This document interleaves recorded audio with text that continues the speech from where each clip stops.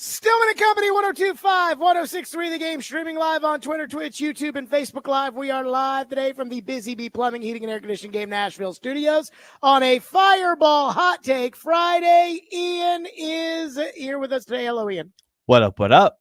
So how do we feel about the Titans-Vikings this Sunday? How do we feel? Do we feel like the Titans are going to pull it out? Do we feel like, back when the Titans used to win games, and we used to do this, people forget about this, but do we feel like that we should break this game down? What do we think about the defense against the offense? And what do we think about the offensive line against the pass rush and Brian Flores? And Ian, do you think we need to go in depth on how the Titans can pull it out against the Vikings on Sunday? You never know.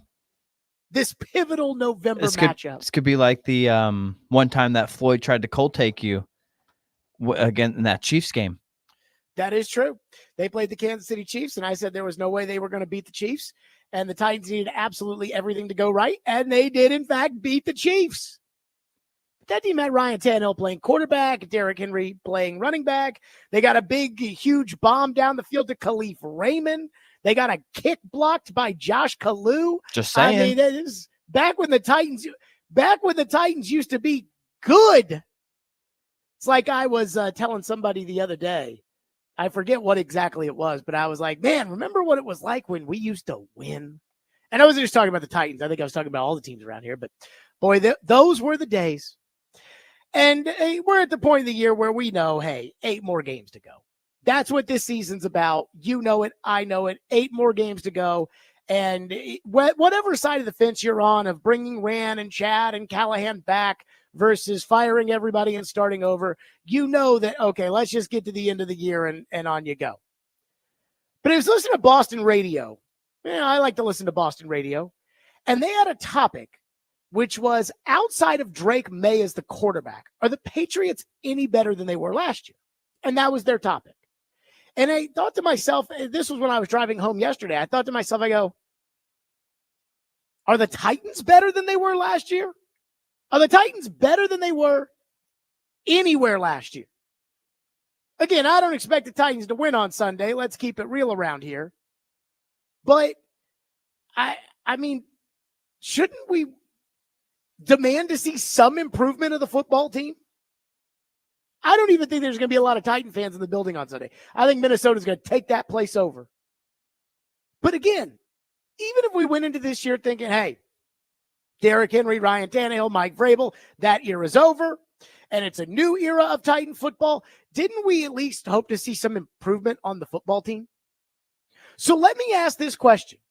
Where have the Titans improved from last year to this year, and where have they improved this year? The one thing I can say is they're better at left tackle. J.C. Latham in, Andre Dillard and Jalen Duncan out. So I will give you that. Now, again, when you use the 7th overall pick on a player, it should be an improvement. And J.C. Latham has been. So I'll give you that. Other than that, are they better anywhere else? Anywhere else on this football team? They score the same amount of points this year that they scored last year. They scored 17.4 a game. Last year, they scored 17.9. I'd say that's kind of the same. But they give up more points. They give up 26.7 compared to 21.6. So I'd say that's not really a positive. They commit more turnovers this year than they did last year. They're on pace to turn the ball over 32 times this year. They turned it over 20 last year. And they're on pace to turn it over 11 times this year. They turned it over 14 times. Talk about takeaways, 14 times last year. That's bad. The red zone offense is up a little bit. They were 47.9 last year. They're 50% this year. But how about the red zone defense? Last year, 37.7, which is good. 37.7, number 1 in the league. This year, 64.3. Bad. I would argue, other than the fact that they have the number 1 defense, which we'll get into more on that in a second, their defense, in my opinion, is significantly worse. They don't hit the quarterback. They don't sack the quarterback. And again, as we said, they don't turn teams over. They allow the same amount of sacks as they allowed last year. There's an improvement at left tackle. Yay. But guess what? Last year, they allowed 49 sacks. Right now, they're on pace to allow 52.8 sacks. So 53 sacks. They're on pace to allow almost 8 more than last year. And that's with an improved left tackle. Again, I don't know how you quantify special teams, but Pro Football Focus last year rated their special teams 8th in the NFL.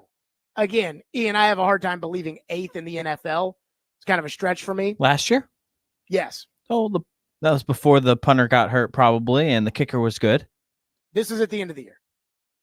Well, you take the whole year into account, right? Before Stonehouse got hurt, it wasn't terrible. I mean, look, Ackerman, yeah, it was. They went to London. Kyle Phillips dropped the ball right before halftime. They got a punt blocked against the Saints. Good net punt. They were good, awful. Good net punt average. Yeah, well, that was 2 years ago that Vrabel got on his high horse about net punting. And again, that's what I'm talking about here. Like, if you want to point this, like, you have to do the Mike Vrabel, we were third in net punting, blah, blah, blah. You got to come up with some random stat that doesn't even matter that much, pull it out of your ass, and say that's where we're better. Well, I think they're bad at that this year. Anywhere. Yeah, I think they're bad at that. Right, but I'm sure there's some random ass stat that says they're okay. But again, last year, PFF said they were 8th in special teams. This year, they're 31st, and I'd like to know how bad it is at 32. Somebody help me. Their even total team PFF grade, again, for whatever this is worth, is down from 74.3 to 63.9. They are worse across the board.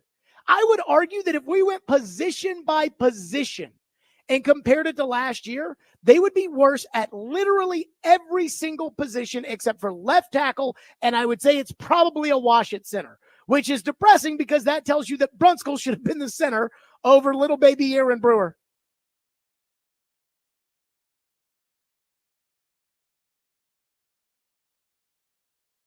I'm not asking you to beat the Chargers, but I'm asking this game on Sunday not to be what we've seen whenever the Titans play a relatively good team, which is a close first half, and then they get absolutely blown out in the second half, and your head is in your hands and you're embarrassed watching your football team. I mean, again, the Titans are 1-8 against the spread. That means that of the 9 games they've played, 8 times they have underperformed the expectations. Last year, they were 7-9-1. What does that tell you? Some games they overperformed, some games they underperformed, but it was kind of, right there. As much as they overperformed, they equally underperformed. This year, it is everything's an underperformance. So I hear calls for stability with the franchise. And I understand. This wasn't exactly the Tom Brady Patriots before last year. But where is the progress?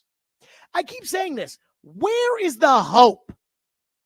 Like Kaharski this morning was like, Floyd was just as bad at the end as Rand Carthon is now. And I'm like, when Floyd Reese got fired, the Tennessee Titans were 8-8 with a rookie quarterback who was rookie of the year, went to the Pro Bowl. His 7th round pick was an all-pro corner. I mean, what are we talking about? They won 6 of their last 7. That's hope. Where's the hope? Even at the end of the godforsaken Whisenhunt and Webster era, the end of that 2015 season, there was hope because they had drafted Mariota and he had shown a little something here and there. I hear Detroit is the model. We want to be Detroit. Well, guess what? By year 2 of Brad Holmes, Detroit was averaging 24 points a game, so a touchdown more than you, and up from the 19 they were averaging in year 1. And they had 2 top draft choices on the horizon in 2023 because they made that trade with the Rams. They had already drafted Penei Sewell. Again, everybody here is like, yay, tackle. That's why we're headed in the right direction. They had drafted that. Plus, they had drafted Aiden Hutchinson. Plus, they had drafted Amon-Ra St. Brown. Plus, they had a quarterback. Plus, they were winning games. Plus, they were scoring. You see what I'm saying? Like, if there's no improvement in this team, why are we sitting here debating whether or not we're going to put the future of the franchise into the same hands of the people that have taken it backwards this year? And the distinguished gentleman can say whatever he wants to say on the YouTube chat. You know I love him. But he could say whatever he wants to say. Even if this was a rebuilding year, which the Titans told nobody that it was, even if it was a rebuilding year, I don't know who spends $230 million in an offseason and gets worse. You're supposed to spend that money to get better. John Robinson's bad drafts ruined this franchise. Sure. But again, free agency is designed for when you screw up in a draft and you don't pay anybody from your 2020 draft class, that you take the money that you didn't spend on the guys you missed on and you spend it on 2020 draft choice L'Jarius Sneed, 2020 draft choice Lloyd Cushenberry. And I think there's another 2020 draft choice that they signed this up. You spend that money on those guys. That's how it works. And yet again, are they scoring more points? Nope. Are they allowing more points? Yep. Are they turning the football over more? Yes. Are they taking it away more? No. Are they better red zone offense? By 2%. Red zone defense? 30% worse. Where are they getting better? Sacks, allowing more. Sacking the quarterback. They sacked the quarterback 45 times last year. They're on pace to sack the quarterback 34 times this year. Where are they getting better, folks? Somebody tell me. Where are they getting better? 615-737-1025, which is our phone number here on the program, if you want to weigh in. That's where we're starting again. I'm all for the discussion. You can feel however you want to feel. But I'm sitting here looking at this Viking game that there is nothing that none of us think they're going to win on Sunday. So then it's like, all right, well, let's see a little improvement. But where are they improving? 615-737-1025, Fireball Hot Take Friday, Stillman and Company. And let me say this. I like Brian Callahan, and I'm rooting for Brian Callahan. And you may not believe that, but that's true. But just because I'm rooting for somebody doesn't necessarily mean that, well, everything has to just go their way. Because right now it's not. We'll get to it next. Stillman and Company, 1025 The Game.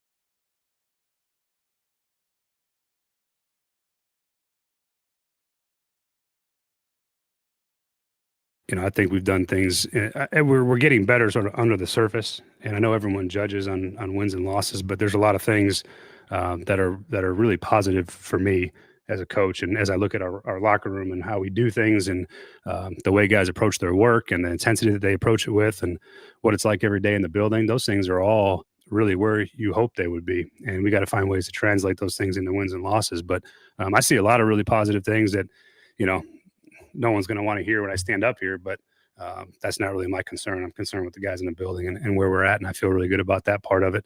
And we just have to keep coming and keep making improvements and trying to find a way to win some more games. There you go. That was Brian Callahan talking about this secret improvement that he sees in the building that nobody's going to care about, because he cares about, the real improvement. I will show you, but none of us care about that. We like, can I see some improvement on Sunday? Can I see some improvement from last year? Can somebody explain this to me? So I want to talk about Brian Callahan here for a second. Then we'll get to your phone calls at 615-737-1025. I am rooting for Brian Callahan. I really like Brian Callahan. I want it to work out. I do. I think he is a good man.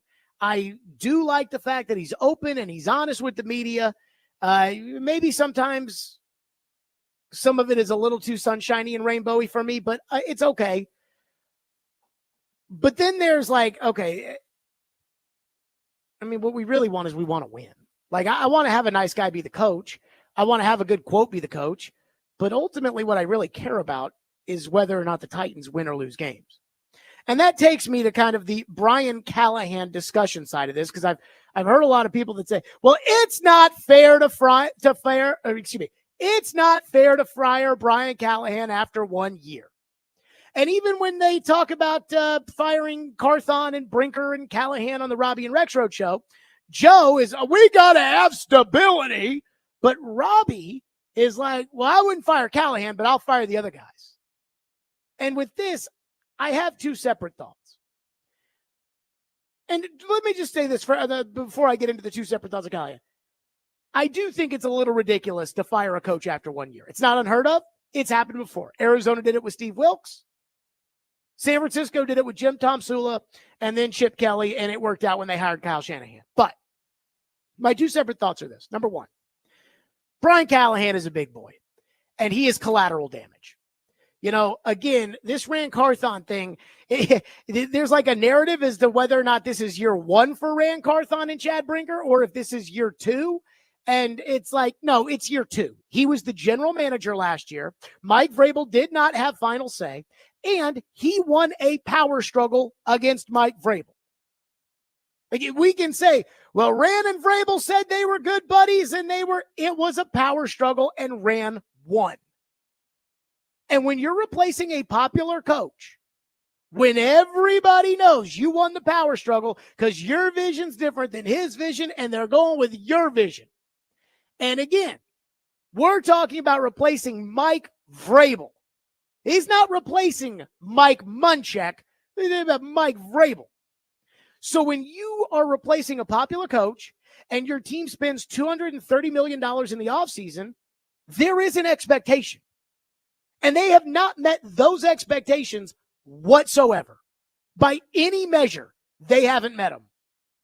So if you get rid of Rand after 2 years, I mean, it might look bad, but I think a lot of us would agree that it's not a good idea to keep Brian Callahan around and then hire a GM who didn't hire Brian Callahan or doesn't want to work with Brian Callahan or is only claiming that he wants to work with Brian Callahan so he'll get the job. And Ian, I think you would agree with me on this. It would make no sense to bring in somebody new to run the team and make them work with Brian Callahan. Don't really like that whole, it needs to be the proper order of operations. And we've seen it, we've seen it all three ways around here, right? Where Robinson was okay with working with Mularkey and that blew up. And Robinson hired Vrabel. And now I think that might have blown up too, but 6 years is a long time in the NFL. And then there was, the Vrabel and Carthon thing, which was an unmitigated disaster. Even though, remember, they told us all last year, they brought TD in, sat him down, and said, everything's great. And obviously, it didn't seem that way. So I just don't believe in this. I don't believe in, hey, you're the GM and you're the coach, and this is the coach who wants you to work with. You want to do that? Then let the coach pick the GM and let the coach run the team the way San Francisco does, the way that Kansas City does, the way that those kind of teams do. The second thing when it comes to Brian Callahan and firing him after 1 year, that, again, I hope he's rooting. I mean, I'm rooting for him because I like him, but other than being a good guy, what has Brian Callahan actually done? Like, what do we expect him to do, and what has he done? Developed a quarterback? Quarterback's worse. Fix the offensive line? On pace for more sacks allowed than they had last year. Win games? Nope, they're not doing that. Special teams? An unmitigated disaster. So I ask this question, and again, I really am trying to be fair here. What good has Brian Callahan done through 1 year? Or I guess in this case, a half of 1 year. What I asked about the progress from last year to this year, but even the progress throughout the course of this year. What's happened?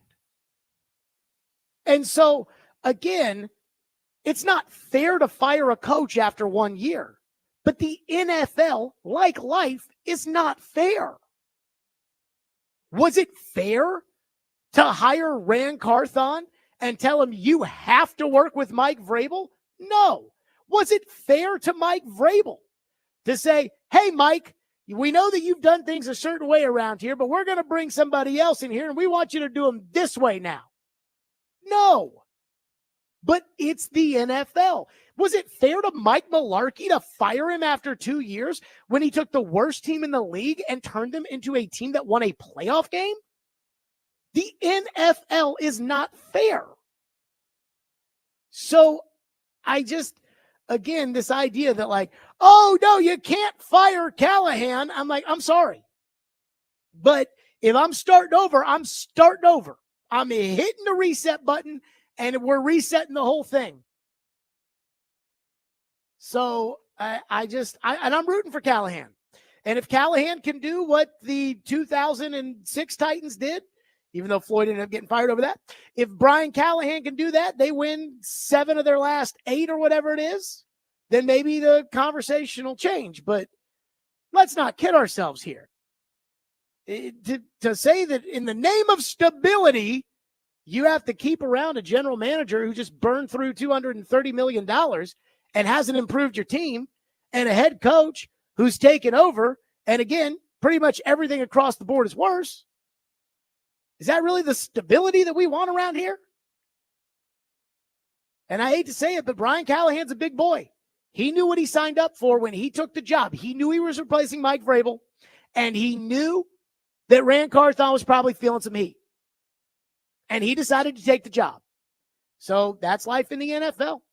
615-737-1025, which is our phone number. We're to some phones next. 615-737-1025. Plus, something that is, in my opinion, a major, major problem with the Titans, just like right tackle. I think I saw this major, major problem coming, and I'm not sure the Titans have any solutions for it. We'll get to it next. Stillman & Company, 102.5 The Game.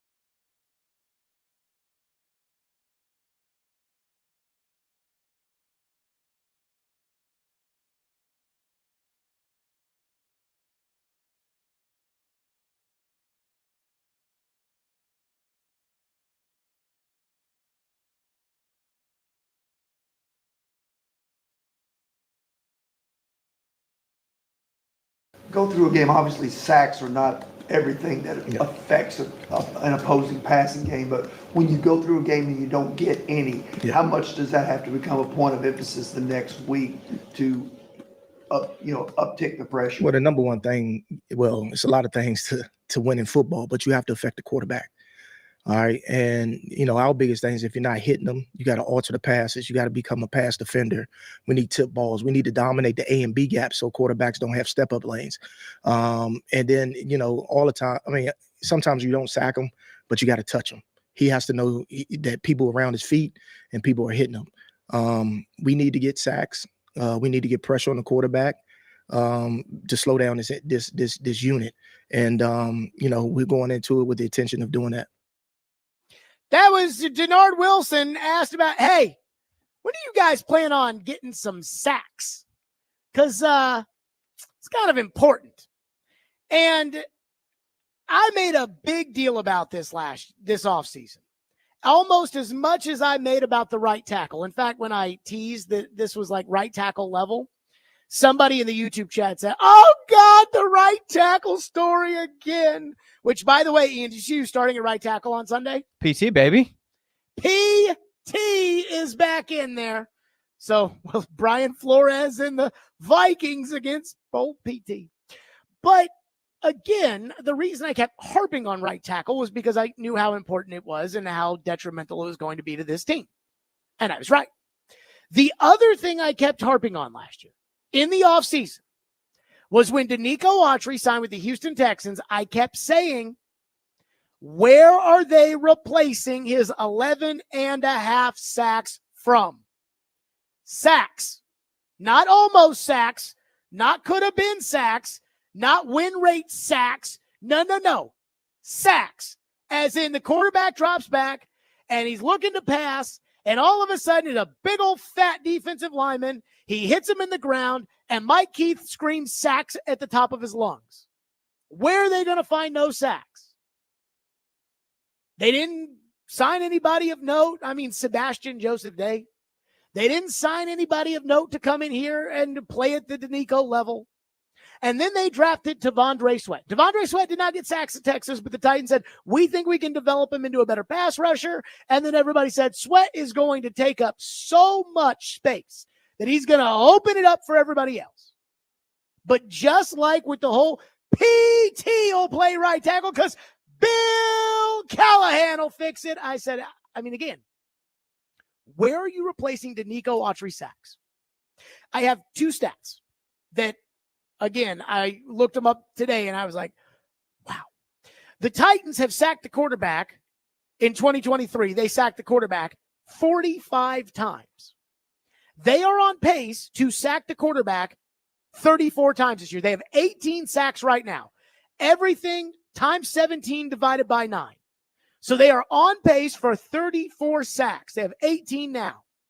Ian, do you know what the difference between 45 and 34 is? You said 45 and 34, 11? How many sacks did Danico Autry have last year? Did he have 11? I don't know. 11.5. Okay.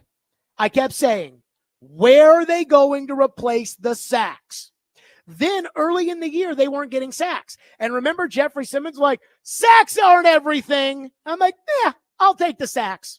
You guys can get off on your winrate.com, whatever, but I'll take the sacks. The other metric Pro Football Focus measures are pressures. How many times was the quarterback hurried, hit, or sacked? That's a pressure. The Tennessee Titans last year pressured the quarterback 272 times. As of right now, the Titans are on pace for 98 pressures. That is a decrease of 36%.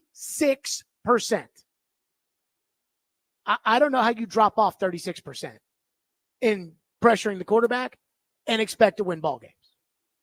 Again, Paul couldn't get over the fact on Sunday that against the Chargers, Quentin Johnston caught a touchdown pass in the end zone, and Kenneth Murray in a zone was the closest Titan to him. Because we see the quarterback, we see the receiver, and we see the defender. And it's like, why would you put Murray in coverage? And the Chargers went right after him, and the Chargers this and that. And it's like, it's not that. It's Justin Herbert against a zone, stood in the pocket, and he took a pat of the ball, and he took another pat of the ball, and he took another pat of the ball. And then he said, oh, yeah, I bet Quentin Johnson's open because I know the linebacker's over there, and he threw it.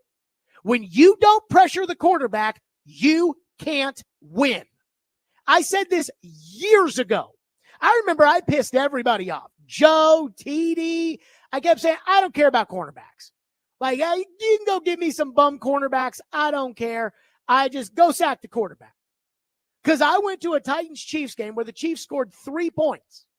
And on the first series of the game, Bud Dupree, yes, the same Bud Dupree that lit the game up on Sunday, Bud Dupree came flying off the edge, and he strip sacked Mahomes. And the ball was laying there on the ground, and I'm like, okay, if Bud Dupree on 3rd and long is going to strip sack Mahomes, we are talking about a totally different upside for this football team. And that year, when those guys played, Simmons, Autry, Landry, and Dupree, which wasn't often, but when they played, they hit the quarterback. They sacked the quarterback. That Kansas City game, I believe the Titans started Greg Mabin at corner. But they could pressure the quarterback. You can have average corners. You can have Sean Murphy bunting out there. You don't have to pay $25 million for L'Jarius Sneed. You can have Scarbini out there, and it'll be okay if you pressure the quarterback. But this team is not pressuring the quarterback, and this team is not sacking the quarterback. And so just like the right tackle position where I spent all offseason saying, what are you going to do about this? No. You'll see, Jared. I said the same thing when it came to sacking the quarterback. I said, where are you going to replace what Danico Autry brought to the table? And they just didn't do it. And now they're standing there saying, well, I guess, it's we got to figure it out. It's like, you let it walk out the building. Put value on the things that matter. Sacking the quarterback, protecting the quarterback. So I was just blown away when I saw that the exact loss of sacks are Danico Autry's 11.5 from last year.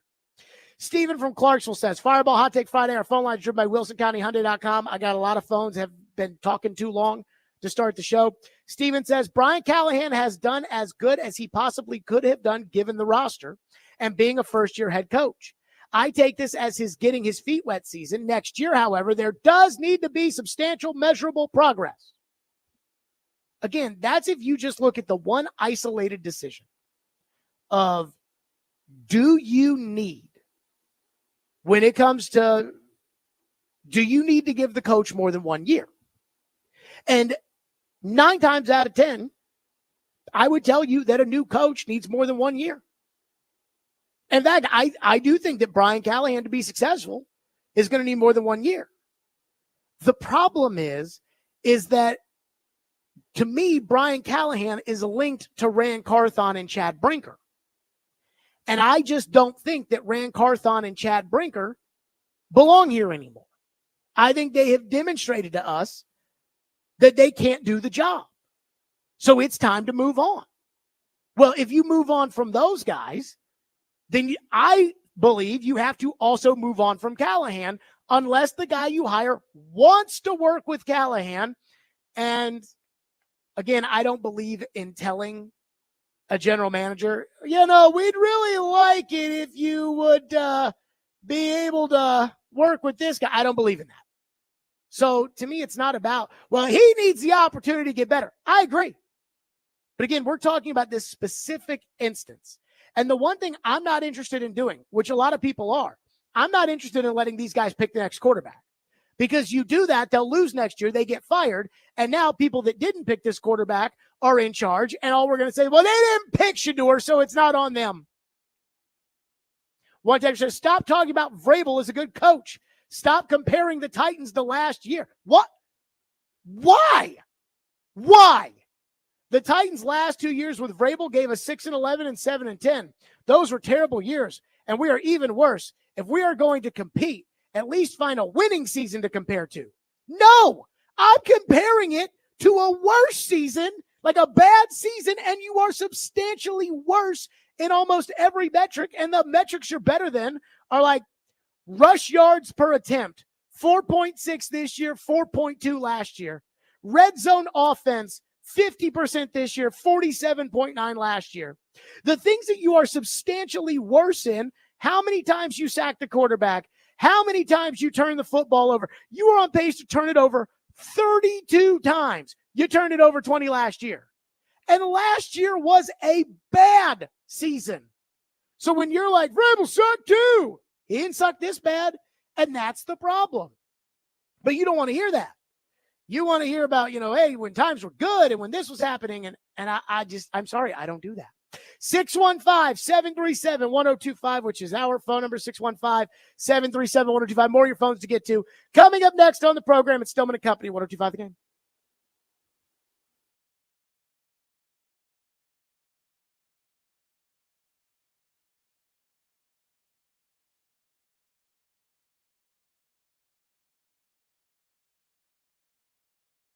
Love to talk to you about Fireball Cinnamon Whiskey. That's right. Fireball Cinnamon Whiskey goes down so smooth and it tastes so great. There is no better way to ignite your Thanksgiving than to do so with ice cold Fireball Cinnamon Whiskey. I love Fireball Whiskey. Again, it goes down so smooth and it tastes so great. So please, when you're thinking about your Thanksgiving plans, and it's like, well, so-and-so likes wine, so-and-so, be sure to pick up Fireball. That's Fireball Cinnamon Whiskey. Ignite the night, ignite Thanksgiving. Please do it responsibly. Be 21 years or older to enjoy. That's Fireball Cinnamon Whiskey.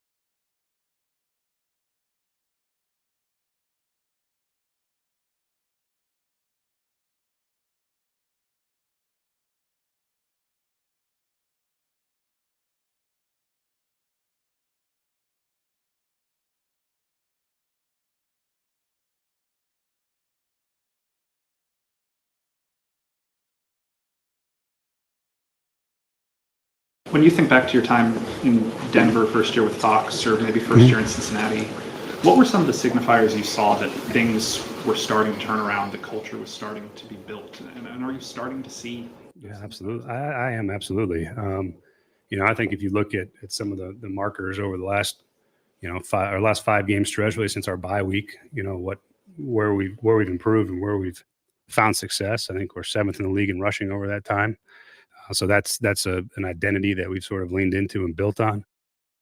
That was the identity that we're leaning into, running the ball. Yeah. Against the Patriots, run the ball. What about against, the Chargers? Like, do you think you're going to be able to run the ball? I think the Vikings have the number 1 rush defense. I think Blake Bedingfield wrote that. You going to be able to do that? That's going to be tough for me to believe. Okay, phones. Here on the program, one texter says, honest question, how influenced is Amy Adams Strunk by radio and media opinions? I think it's a very fair question. I don't know the answer to it. I can tell you, Ian, whose opinion they are not, I think, completely influenced by. Who's that? Mine. I do think, though, like the one thing that I do think gets into those offices over there is call out the bull crap. I think that hurt Mike Vrabel. Well, the New England thing where Vrabel got up there and said, Patriot fans, don't take this for granted. I've been a lot of other places, and it is not like this everywhere. Trust me. And I remember the next day, we had a topic, and I said, Ian, am I making too big of a deal of this? Like, I heard it, and I'm like, well, who are you taking a shot at? And clearly Vrabel heard it, because the next day, Gentry asked him, and Vrabel goes, who's parsing it? And I was like, me. And then, we got into it, Vrabel and I, but then it came out that the owner was upset about it. I'm not even sure the owner would have known that it existed if it hadn't become a big deal based off of Vrabel's reaction. So I think it's like that, well, Vrabel's BSing. Well, that's different than, well, Jared Stillman said, so we have to. I don't think there's any influence there. As far as everybody else, I couldn't tell you, for whatever that's worth. But I do think the Titans, truthfully, I think the Titans listen to the fans too much. I think there is too much around here made about what will please the fans. I was talking to somebody yesterday, somebody who is pro, in my opinion, pro Brinker, Carthon, Callahan. And I said to him, I go, did they really think that they could spend the entire offseason blowing smoke, pumping sunshine, telling everybody how great everything was going to be, and then not have to answer for it if things went sideways? And I said to that person, I go, and I understand. The owner wants to hear positive things, and you're trying to sell PSLs and tickets, and I get that. And I'm sure that when she's selling PSLs, the last thing she wants to hear is, hey, guys, we're going to try out the young quarterback, but it may fail miserably, and we're aware of that because we're not, we're trying to see. And she may not want to hear that, but that's where you as the GM, you as the coach, you have to go to the owner and you have to tell the owner, hey, we have to tell the fans, what we're actually thinking this is going to be. And I think it's hurt them that they haven't done that. And again, I think some of that is because they listened to the fans, and so they got mad at Robinson probably when it was too soon to fire him. And then the whole Vrabel Carthon thing took on a life of its own last year. And so, I guess they listened to it some, probably more than I'd like them to, but that's their business. One texter says, why is Brian Callahan the only one talking? Where is Rand? Where is Brinker? And where is Amy when it comes to the microphone? I just hear Coach Callahan or Will Levis right now. So this is a big problem the Titans have.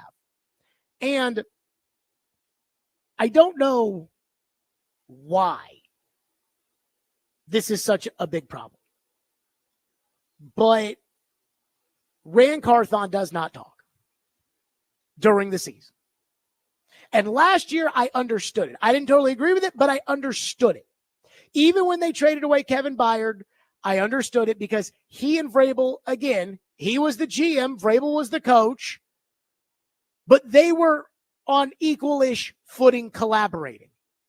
And so I think part of the agreement was, hey, when it comes to the public face of the team, that's Mike.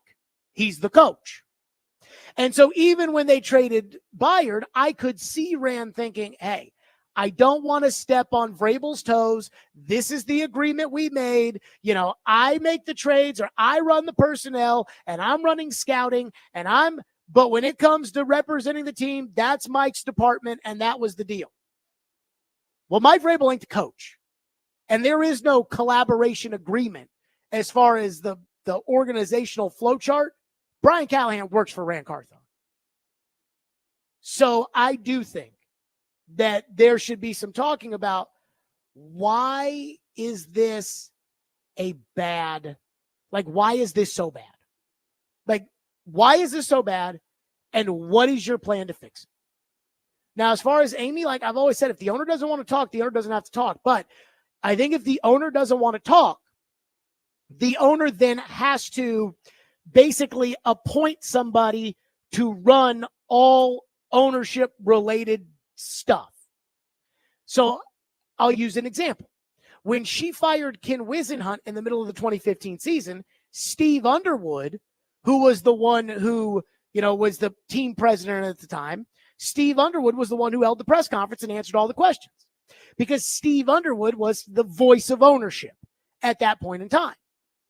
When they fired John Robinson, they didn't send up a voice of ownership. They sent up Mike Vrabel, which was an inappropriate spot for Vrabel. When they fired Mike Vrabel, they sent up Rand Carthon, which was an inappropriate spot to send Rand Carthon.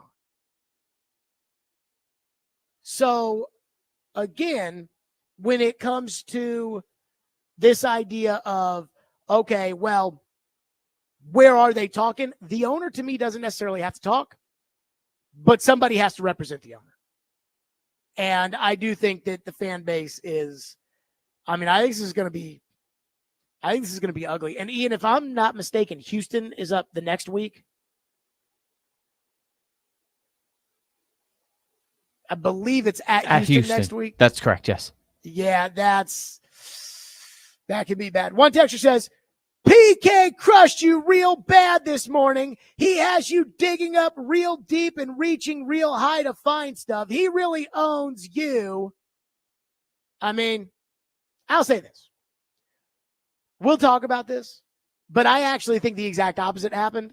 I think Paul Kaharski, and I love Paul, but I think Paulie Paul made a fool out of himself this morning. Trying to compare the end of Rand Carthon's tenure to Floyd Reese. Say, Floyd sucked at the end. You mean when he used the 3rd overall pick on the rookie of the year who made the Pro Bowl?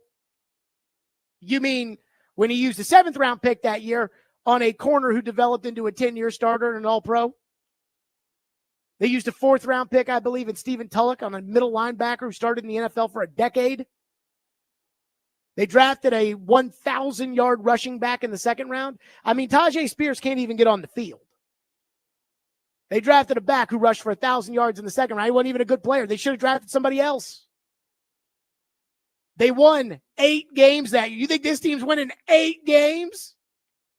So, yeah, I think it's the opposite. I think Paul, and again, I don't think I crushed Paul, but I think Paul made a total fool out of himself trying to ambush me, end up being like, well, I guess Floyd wasn't that good, or I guess Rand should stay, because, even part of his argument was incorporating John Robinson's record into why they should, keep Rand or Floyd wasn't that good, whatever it was.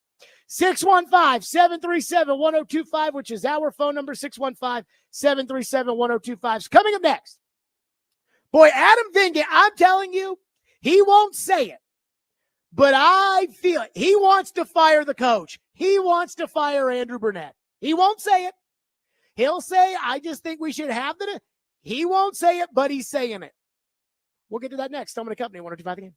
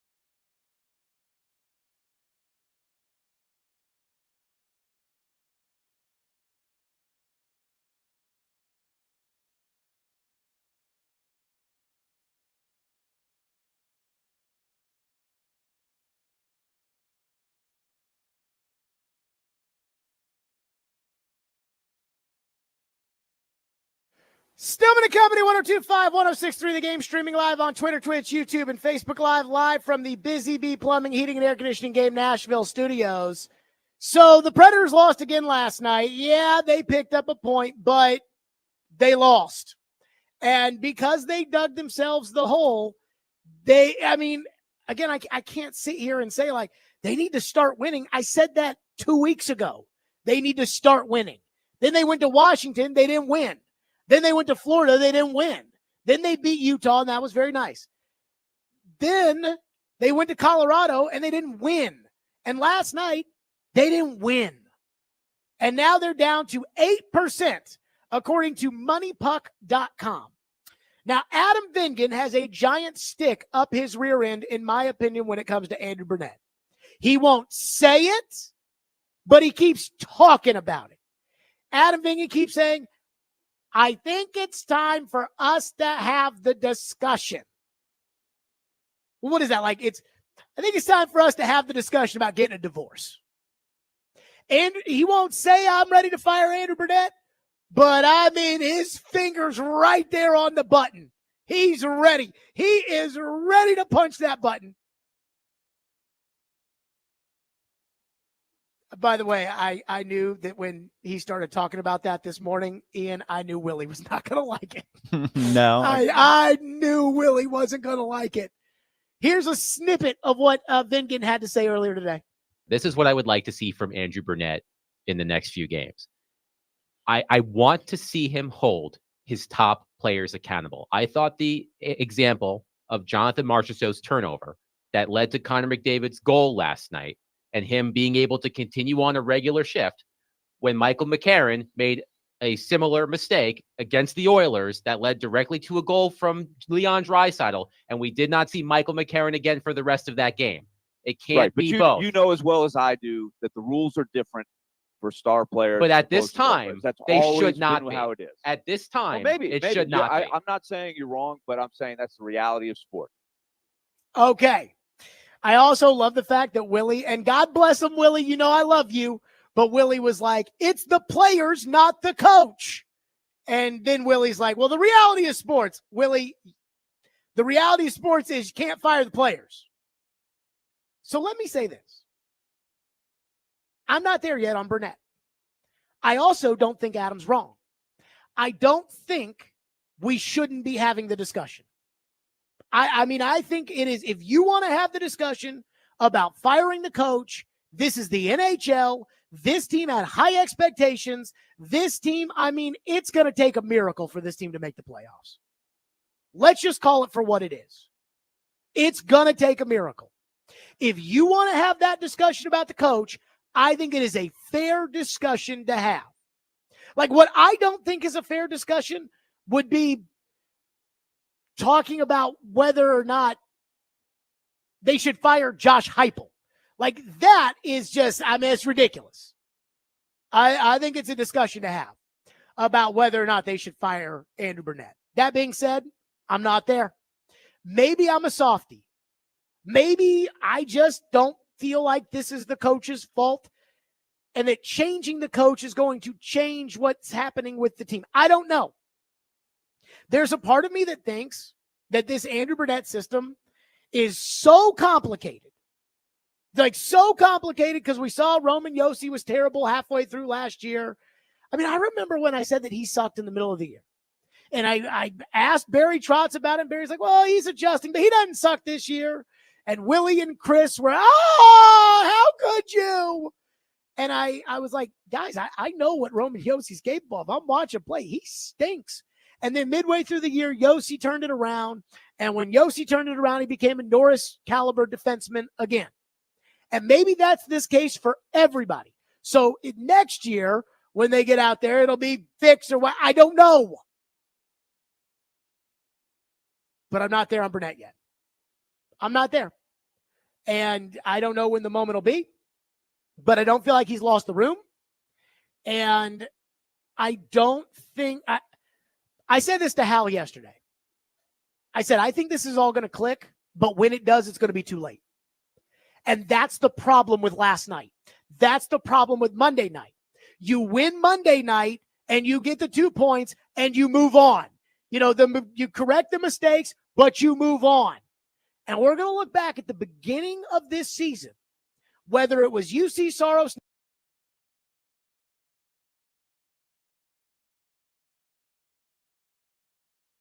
when they came out against the Seattle Kraken and played terribly against what's not a very good team. And I will tell you, that is what sunk their season. Because, again, I can sit here and say, they're going to figure it out. They're going to figure it out. They're going to figure it out. I'm not convinced they're going to figure it out and make the playoffs, which is what this is all about. But I don't think firing the coach is the way to go right now. And if I watch games where I feel like he's lost the room, or I hear things where I feel like he's lost the room, then I'll tell you, go do it. But I don't see that yet. And so I don't disagree with what Adam said. And maybe I am going soft. I don't know. I don't disagree with what Adam said about, it's time to have the discussion. Ian, you were sitting in the office. You and I were sitting right next to each other. Adam was walking by at the beginning of this road trip. And I said to Adam, I said, how many points? Because, Adam, he does all the research about, there have been 4 teams since 1903 that have had this many points in this or whatever. And I said to Adam, I said, how many points do they have to get on the road trip? And Adam goes, probably 10 or 11 of a possible, 18 possible points or 16 possible points. He said to get back in this, they've got to get 10 or 11. Well, because they lost in overtime last night, they now no longer can get the amount of points that he said going into the road trip that they had to get. And so, again, if you say going into the road trip, hey, this is what it's going to take, and it's not met, I think you can have that talk. So I'm going to say, I think 2 things are true. The first thing that's true is it is absolutely time to be allowed to talk about the coach. And I don't have that problem. Like if you called in and said, I think they should fire Burnett. I remember after the Dallas game last year, there were people that were calling in saying, I don't think this Burnett's very good. And I was like, chill out. I mean, it is too soon to be having that. I'm not saying that now.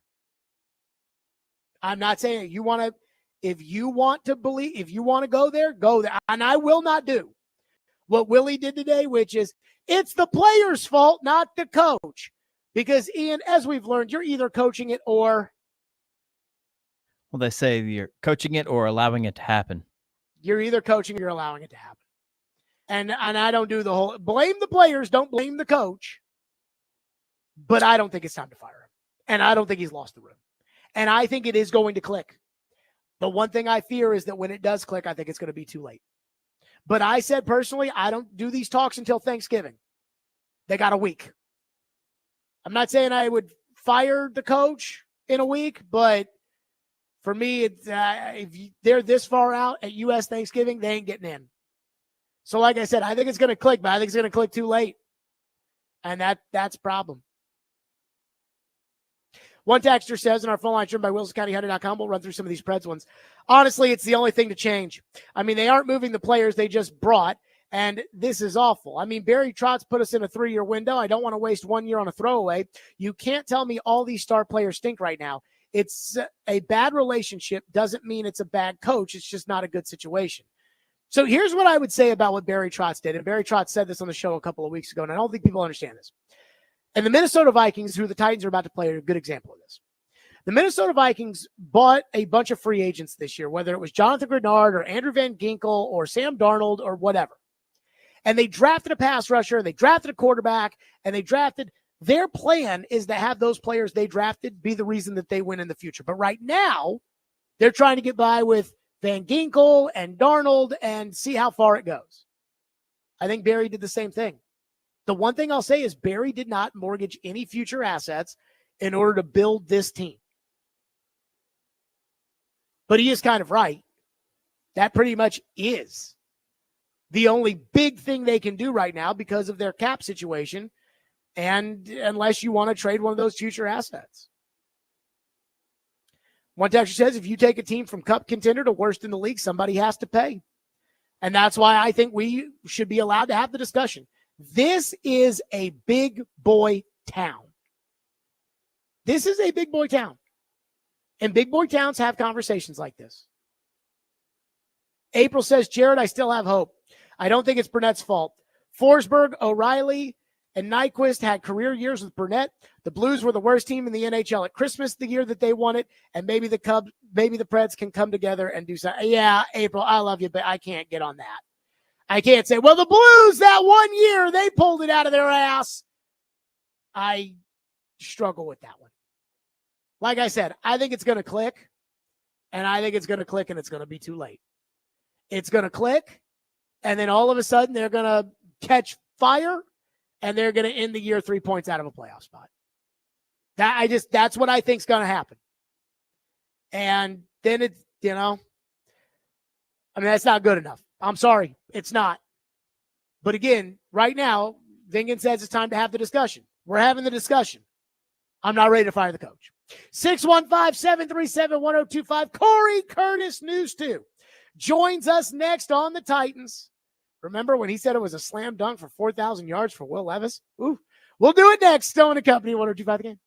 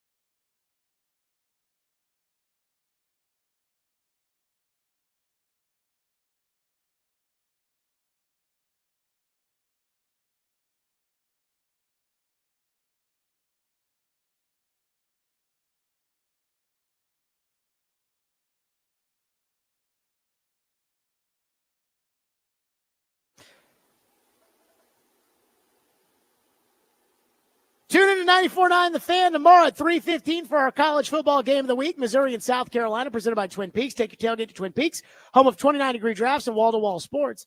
And a reminder that this week's Nationals Best Deal is Fat Bottom Brewing Company. Enjoy their long-awaited release of their barrel-aged Noel Christmas Ale just in time for the holidays. Get half off a $100 gift card now at theGameNational.com/deals while supplies last. Corey Curtis, News 2, joins us now on the program. So, Corey, this Titans team is an unmitigated disaster. And I was looking it up today because I heard them talking in Boston, and they were talking about, are the Patriots any better outside of having Drake May at quarterback? And I was driving home listening to that, and I was thinking to myself, are the Titans any better outside of the left tackle? And I kind of did the numbers. Points, they're about the same. They scored 17.9 last year. They're scoring 17.4 this year. Points allowed, worse. Turnovers, worse. Takeaways, worse. Red zone offense, last year was 47.9. This year it's 50%. Defense last year, 37.7, which was number one. This year, 64.3. Their sacks, they sacked the quarterback 45 times. They're on pace to sack him 34 times. Sacks allowed, about the same. Corey, are they any better than they were last year outside of the left tackle? It'd be hard to make that case. I mean, it really would be. I mean, you're in a year of transition, for sure. And, things that you thought were going to be better are not. And you can look at that on both sides of the ball. We thought this was going to be a defense that created turnovers because that was the big thing in the offseason is we're going to create turnovers, and they were going to bring pressure from everywhere. We thought we were going to be seeing, linebackers and DBs, come up with sacks, and I can't think of very many, and so there's obviously a lot that's disappointing there. And, I know a lot of focus goes on the quarterback and a lot of focus goes on the right tackle. And, you're right. There's more concerns all over the place. We also thought you didn't address special teams, which, we thought would be better too, because, they fired Craig Aukerman and that's no better either. PFF ranked their special teams last year 8th in the league. They rank them 31st right now, if that means anything one way or another. So then I ask you this question, which is, yep, where do we put the why of why they're not better? It's a great question, because I was railing myself the other day. I'm just like, actually for like the full week, I'm like, why? Why are these struggles, where they are? I know you always said Floyd would say, if you're not coaching it, you're allowing it, right? Yep. And so, when you've got, guys putting the ball on the ground, when you got guys committing pre-snap penalties, hands to the face, there are certain penalties which just happen kind of in the course of battle. And then there are other ones that are just because of, lack of discipline or lack of fundamentals. And, those are the ones that can be avoided. And so, there is an aspect of this team where you can certainly say, if you're not coaching it, you're allowing it. And, they're allowing, too much of it to happen. And it's just too many mistakes, because, you talked about them averaging 17 points per game. We can go to games, just last week, and we could find more points for them. 7 points come off the board on a questionable call, but then you're already in field goal range, and Leroy Watson gets called for the hands to the face, and then the false start and back-to-back plays, and you miss a 49-yard field goal. They're not good enough to take points off the board, and each week they are consistently taking points off the board. And then defensively, But Corey, to that point, do you think that those issues are coaching issues, or do you think it's roster construction issues? Like, is it a coaching issue with Leroy Watson, or is it a Leroy Watson should be on the practice squad issue with Leroy Watson? Well, I think, look, it's no mystery that you and I and other people thought that they needed to do something else at right tackle before the season got here, and frankly thought that they would. But That's they not what did I heard not. on the TV broadcast. I'm just saying. You were saying what you're hearing what I said. The Titans said that That is wasn't true. my feeling. That's not my feeling. If That is you true. want to go over that argument one more time, we can. I'm just being an a-hole. I was going to say, you don't have a lot of media people who run to the table for you, Jared, and I'm one of the few. Yeah, Be a little but that's nicer because to me. That's because I love you deep down inside. But I do go back to the original question, which is it a roster construction issue or is it a coaching issue? Because I like Brian Callahan. And you know me, I want to fire everybody at the end of the year and start over. I don't want to fire everybody at the end of the week. Well, I mean, somebody's got to coach him the rest of this year, and I'm fine with Brian Callahan doing it. I agree. I like Brian Callahan. I like good people, and I think he's good people, and you want to see him succeed. But when they're not succeeding, you can't continue to go on forever in those directions just because they're good people.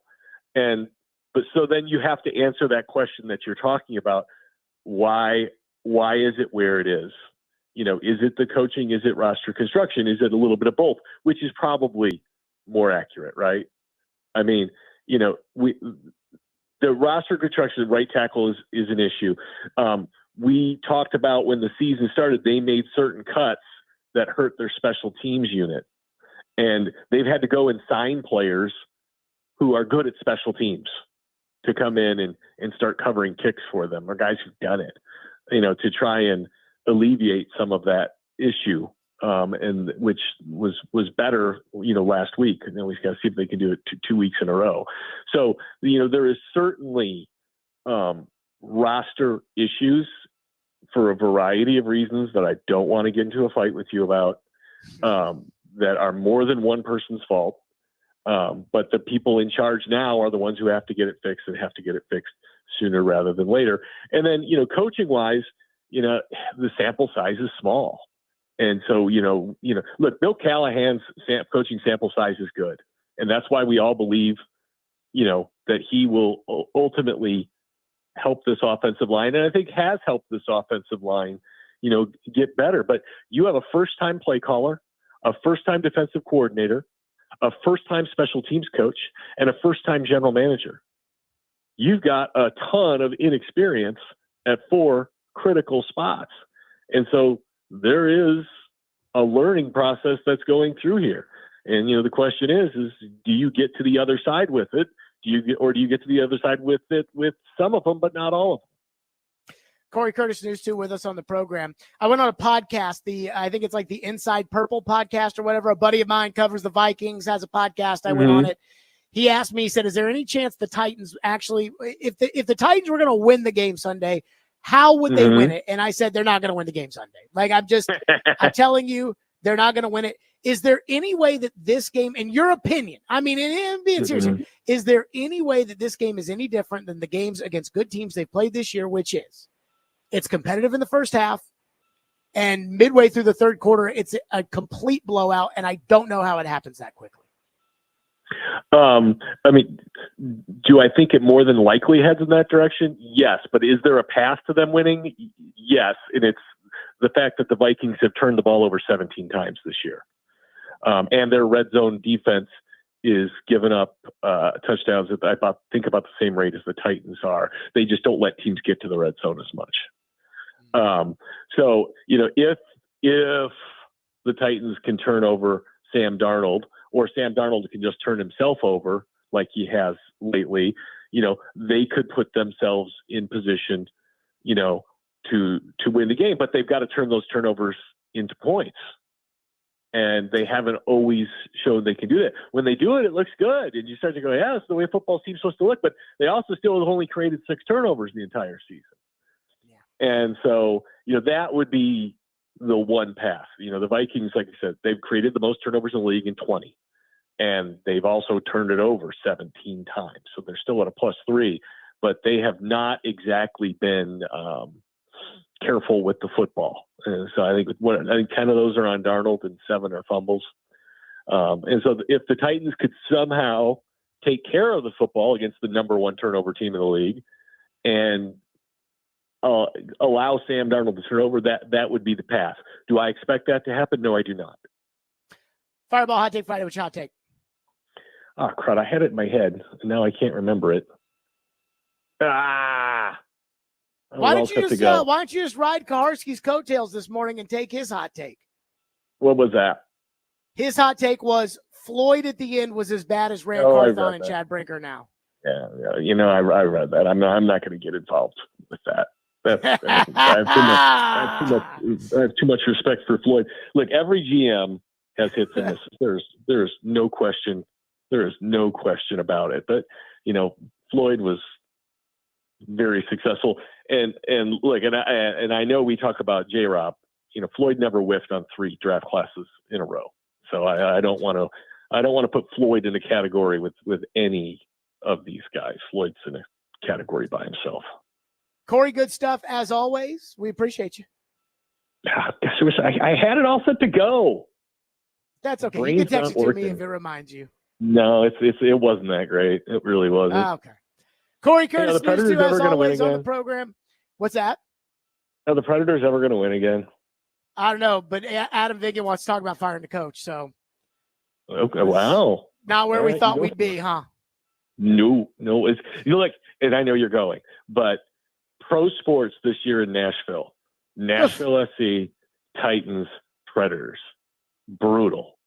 The Sounds had a nice year. They hit the ball some, I guess. Come on. Corey Curtis, News 2, as always on the program here on the Fireball Hot Take Friday. Coming up next, speaking of that Kaharski take, we got to talk about this. If you didn't hear it, you'll hear it next. Stillman and Company, 102.5 The Game.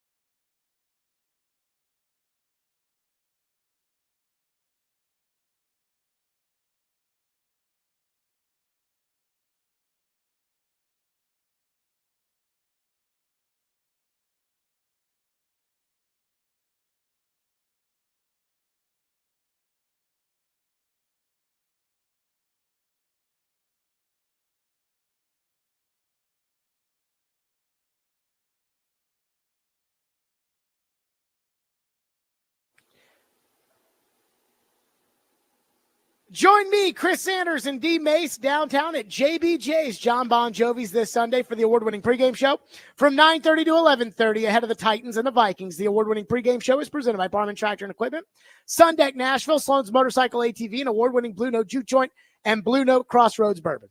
So as you all know, I go on Robbie and Rex Road at 7 a.m. every Friday. It would not surprise me if that was the most listened to segment of their week, but it is what it is. So I go on Robbie and Rex Road every Friday at 7. So I wake up this morning, woke up at like 6:45. In fact, my dog threw up in the middle of the night last night, which I'm sure I'm about to get a lot more used to here in the near future, but couldn't go back to sleep until like 3:30. I wake up at 6:45, knowing I'm going on 7. I'm like, okay, let's see what we're talking about. And Paul Kaharski was in for Robbie. Now, what happens sometimes with Joe is that, and Ian, I don't know if you've noticed this, but Joe will Tasmanian devil himself into a take where he just keeps spinning and spinning and spinning and making it stupider and stupider and stupider. And it's because he's trying to argue with me. And so he ends up saying something really stupid because he's like, I can't be right, so he's arguing. We see that from time to time with old Joe. Paul today hit it out of the park as far as one of the dumbest and most disingenuous takes I have ever heard. Paul woke up this morning and was like, I'm coming, I'm going to show Stilly. And here's what he came to the table with.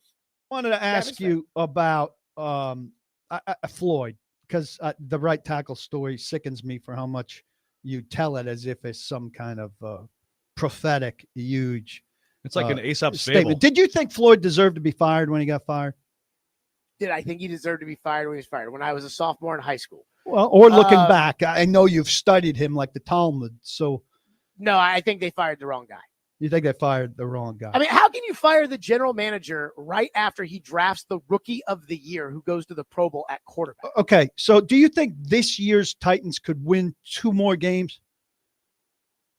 Conceivable. Two against the Jags, 1 against the Colts. I think they'd have to steal 1 against Jacksonville and then beat it. Yeah, I mean, I guess it is conceivable. Okay, so if the Titans win 2 more games this year, their 3-year record, bear with me here, their 3-year record is going to be 17-34. Floyd's 3-year record before he got fired was 17-31. So you're going to call for the heads of this regime at 17-34, conceivably, but Floyd shouldn't have gotten fired at 17-31. So you mean the 2 teams? The 2 teams. You're talking about 2 years, right? No, this is 3 years. So 3 years, well, I'm looking at Floyd's last 3 years. I'm looking at the last 3 years of this. That's how the math works. Floyd had 3 bad years at the end, and this team has had 3 bad years. One of them belonged to Robinson. The years don't sync up, unfortunately, but the records do. Okay, so that was Paul's take, right? There was Floyd was so bad at the end. It was an ambush. He was like, I'm going to take this stat, which, again, trying to pump up Rand Carthon and his buddy Chad Brinker, trying to pump them up, saying, well, you want to fire them, but you wouldn't say that about Floyd. I'm gonna show Stilly. And yet, it is one of the wildest and most disingenuous takes I've ever heard. Paul knows there is no comparison between Floyd Reese and Rand Carthon. And you don't need to hear that from me. Of course, I'm Floyd's biggest supporter. I mean, I still to this day look up to Floyd. We talk about him all the time. You know, again, he's one of the most important, impactful people in my life. But this doesn't have anything to do with this. This is football. In 2004, Steve McNair got hurt. In 2005, the team was a mess. They didn't know exactly what they were. And was the cap real then? Because that was the excuse, was that they ruined the cap. I don't know. You know, Floyd used to say in 2020 during the COVID year, he used to say rules are different than when I was a GM. We didn't have void years to add into contracts. But I don't know. Maybe Bud Adams just didn't want to pay the cash. But again, 2004, 2005 were bad. But you have to remember that before that, the Titans have been to the playoffs 4 out of 5 years. They've been to 2 AFC title games. They had an AFC championship, and Steve McNair had been league MVP. So it's not like they had no resume and it was just let Floyd cook. No, there was a real resume there. But if we want to talk about the last 2 years, because again, Ran Carthon haven't been doing this for 3 years, but you want to talk about the last 2 years. Floyd's last draft produced the rookie of the year and a 2-time Pro Bowl quarterback. You can say whatever you want about Vince Young. He was a rookie of the year and made it to 2 Pro Bowls. Will Levis going to do that? Don't think so. His 7th round pick that year was Cortland Finnegan, a 10-year starter and an all-pro corner. He also drafted Stephen Tulloch that year, who was a 10-year starter in the NFL at middle linebacker. The year before that, you want to hear about the right tackle story? The year before that, Floyd drafted Michael Roos in the 2nd round, who started at tackle for the Titans for 10 years, and drafted David Stewart at tackle in the 4th round, who started for the Titans for 8 years at right tackle. So again, in one draft, in the 2nd round and in the 4th round, his second to last draft, Floyd drafted the starting left tackle and right tackle for a decade. Vincent Fuller was drafted as he ended up being the team's nickel.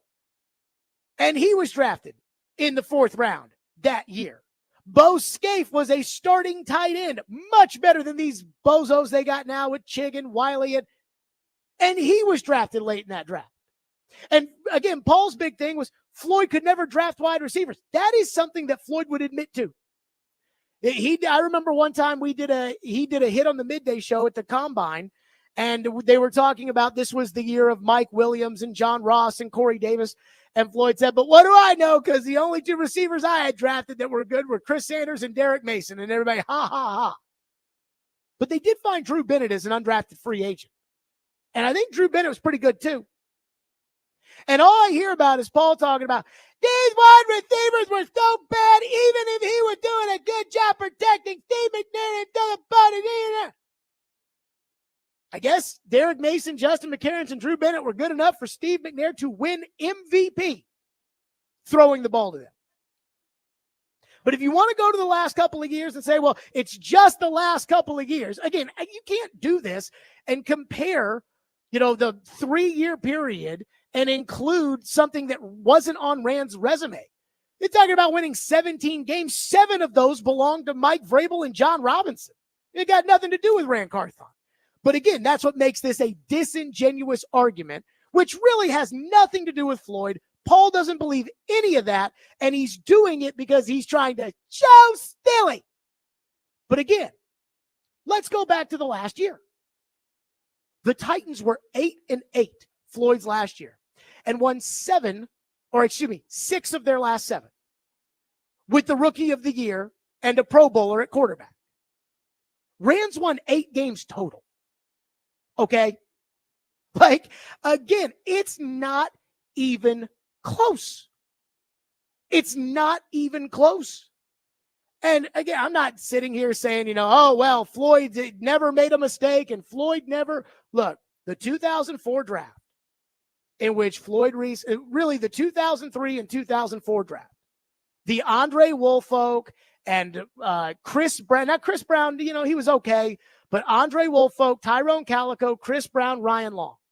That's why when people look at a draft class like this Titans draft class, and they're like, this is a great class, I'm like, I remember when I thought Ryan Long was going to be a really good defensive tackle for the Titans.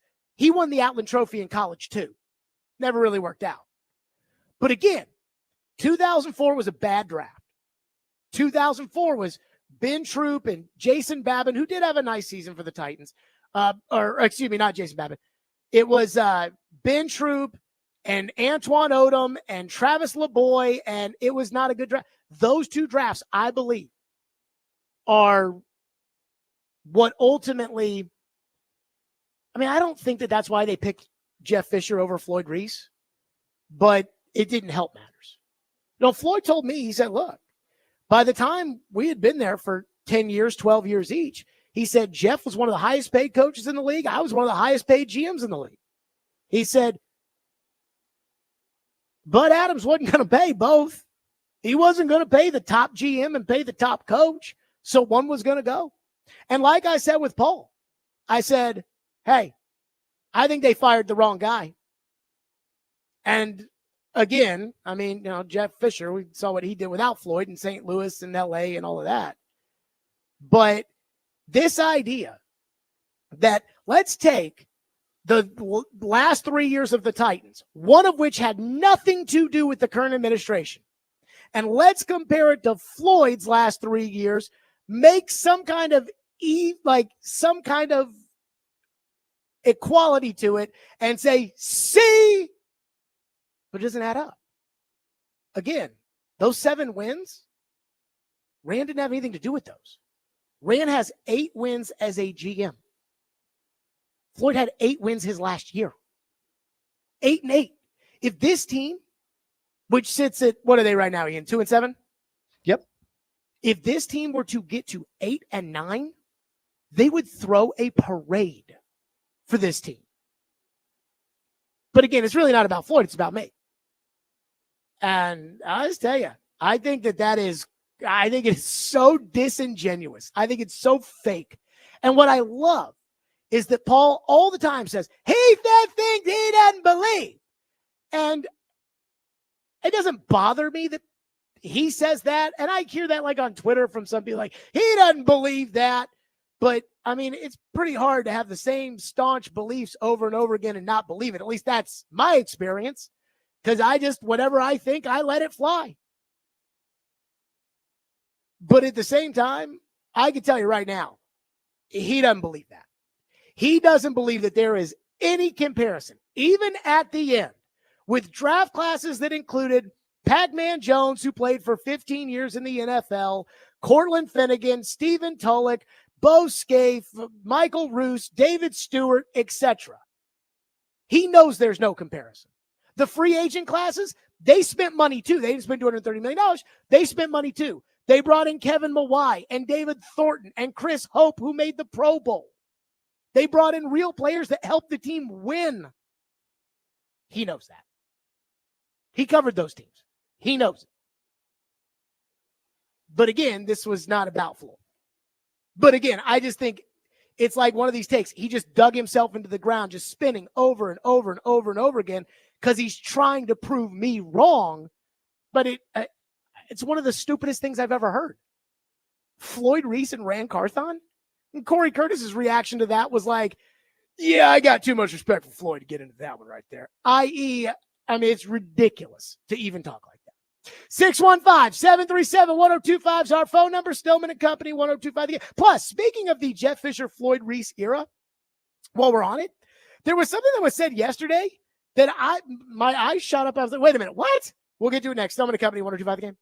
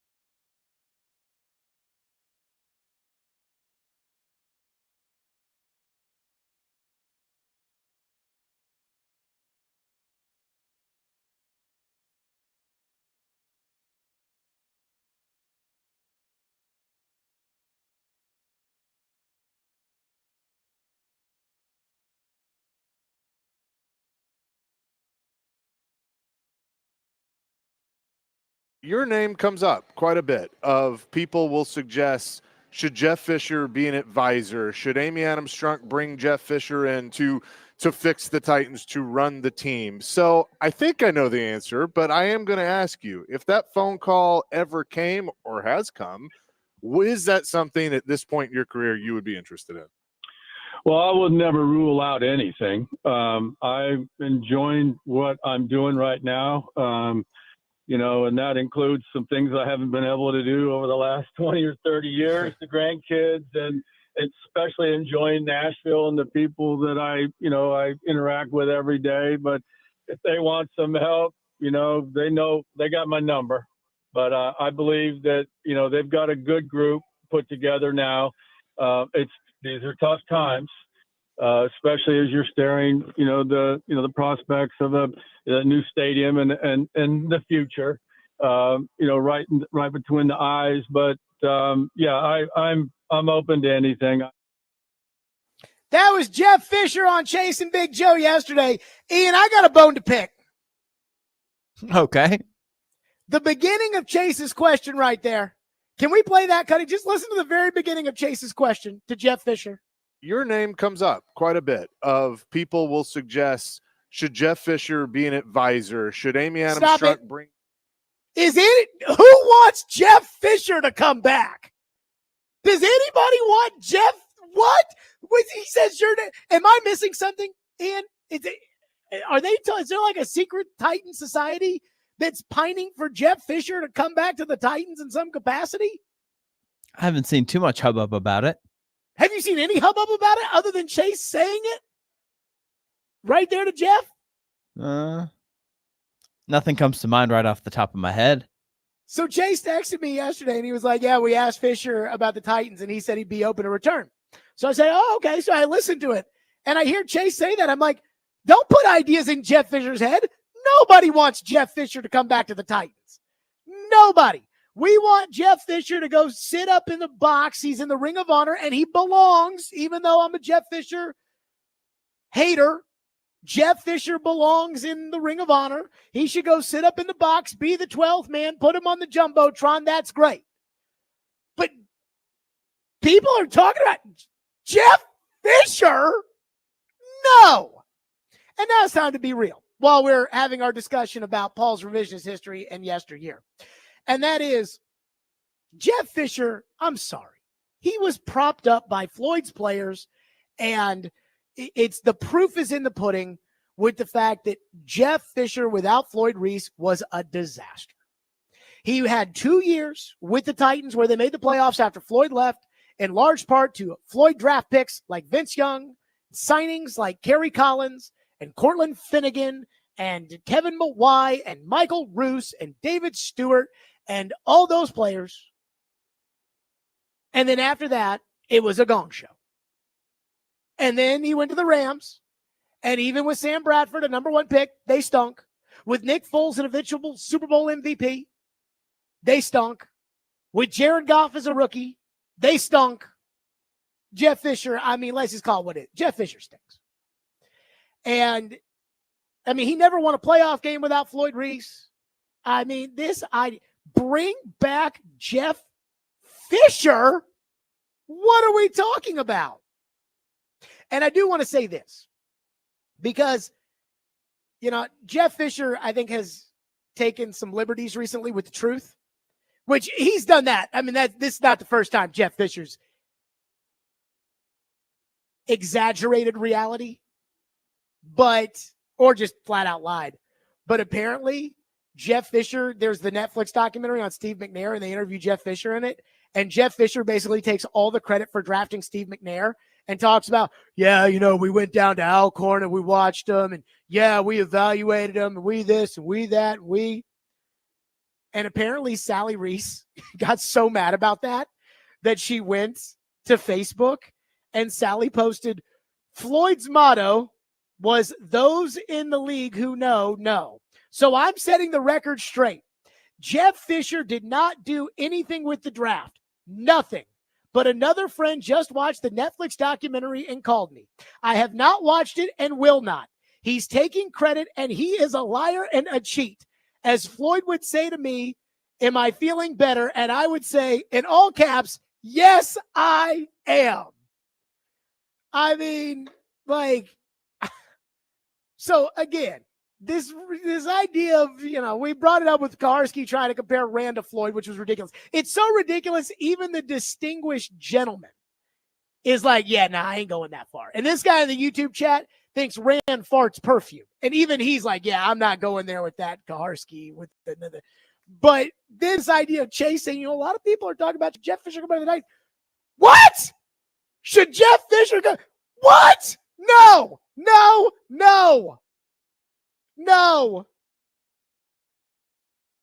Oh, goodness gracious.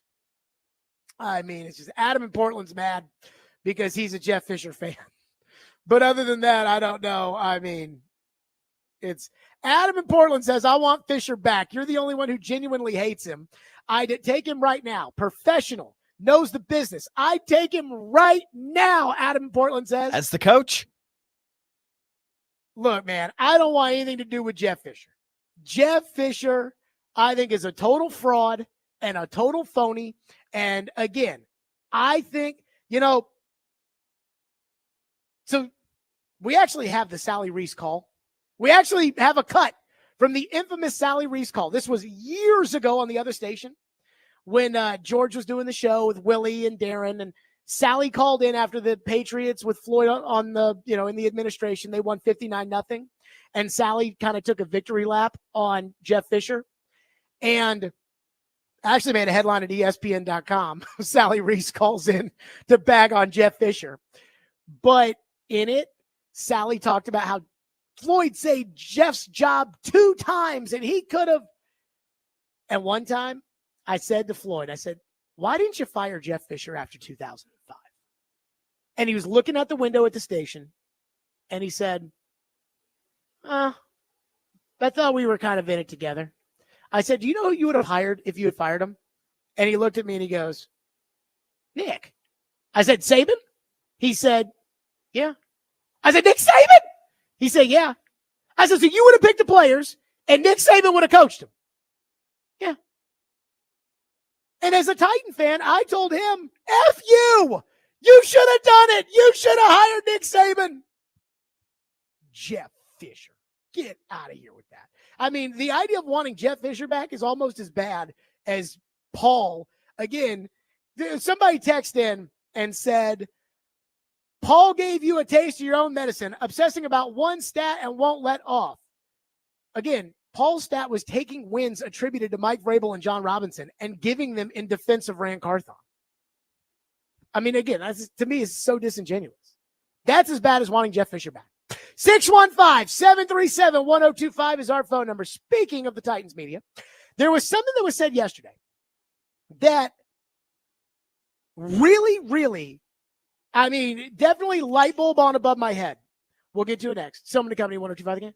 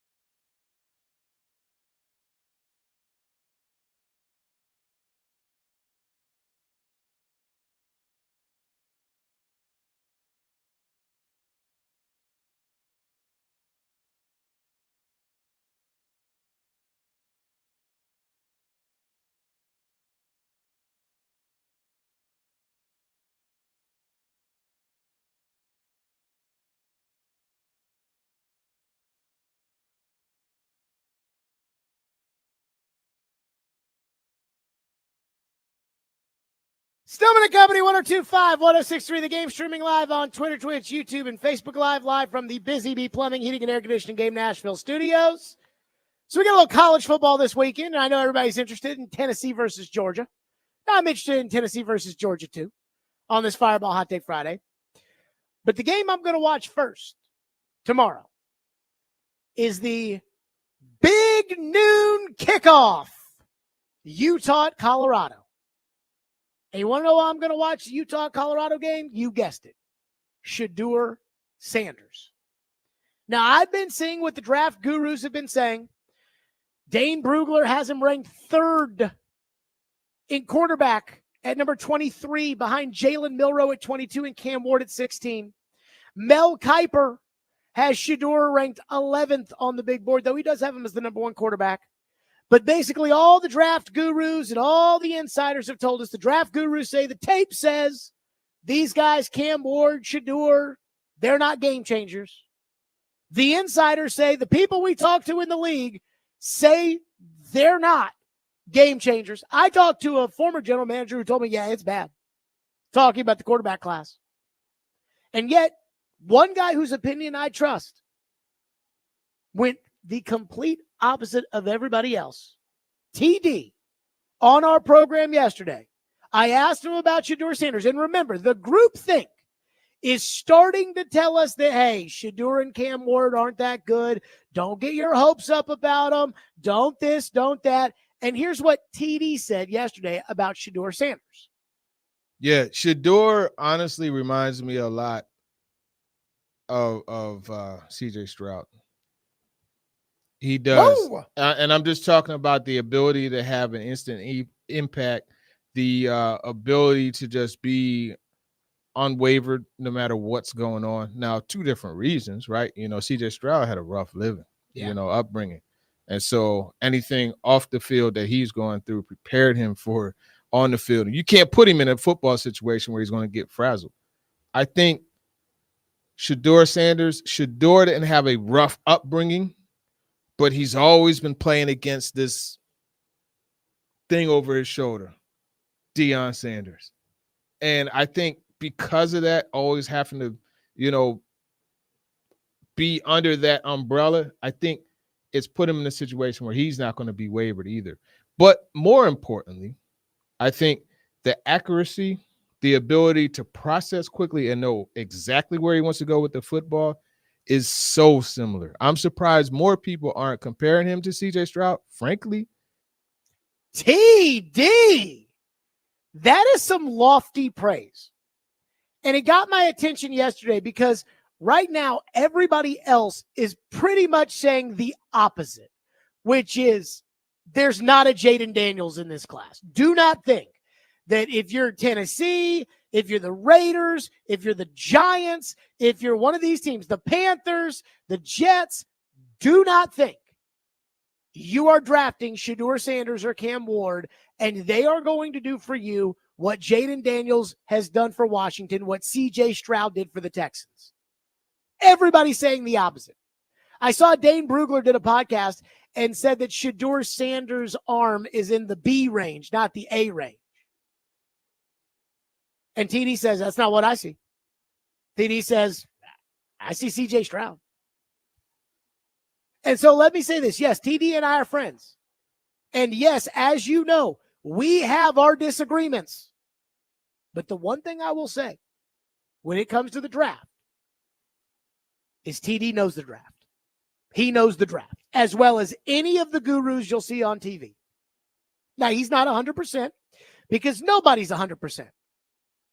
But when it comes to the draft, the TD Power Hour, I love during the football season, but I really like it during the draft because there is nobody that really studies the minutia the way TD does. TD watches the tape, but TD also gets to know the players while they're in the draft. And so he knows things about guys that we don't know. And so I value his opinion when it comes to the draft as much as I would value Mel Kiper's opinion. And the one thing that stands out to me is it's easy. They call it herding. It's easy to herd your opinions. Well, everybody else thinks that Shador's not that good. I think he's great, but I'm afraid of being wrong and I'm afraid of being made fun of. And so you know what? Even though I have Shador 7th, I'm going to move him down because I don't think and TD's doing the opposite of that. And that is absolutely a part of the equation. So I can tell you right now, I haven't watched Shador. I haven't sat down, and tomorrow I will be watching Colorado and Utah. And I can tell you that I do not like the inevitable Sanders circus that will be coming to town with Shador. Dion and Dion's opinions and all that. And I was starting to think when it came to Shador Sanders and Cam Ward, I was starting to think, oh, man, I'm not sure. But then TD says, whoa. I see CJ Stroud. And I'm like, okay. Tomorrow, big noon kickoff on Fox, Utah at Colorado. Let's see what Shador Sanders has. Because if you're telling me CJ Stroud's in this draft or Jaden Daniels is in this draft, totally different discussion for the Titans. And I trust what TD says. Again, I'm not going to say that because TD thinks he's CJ Stroud, that all of a sudden I'm going to say he's CJ Stroud. But I am telling you that does stand out to me. That does matter to me. 615-737-1025, which is our phone number, 615-737-1025. And it's already starting with the Sanders circus. We'll get to that next. Stillman and Company, 1025 The Game.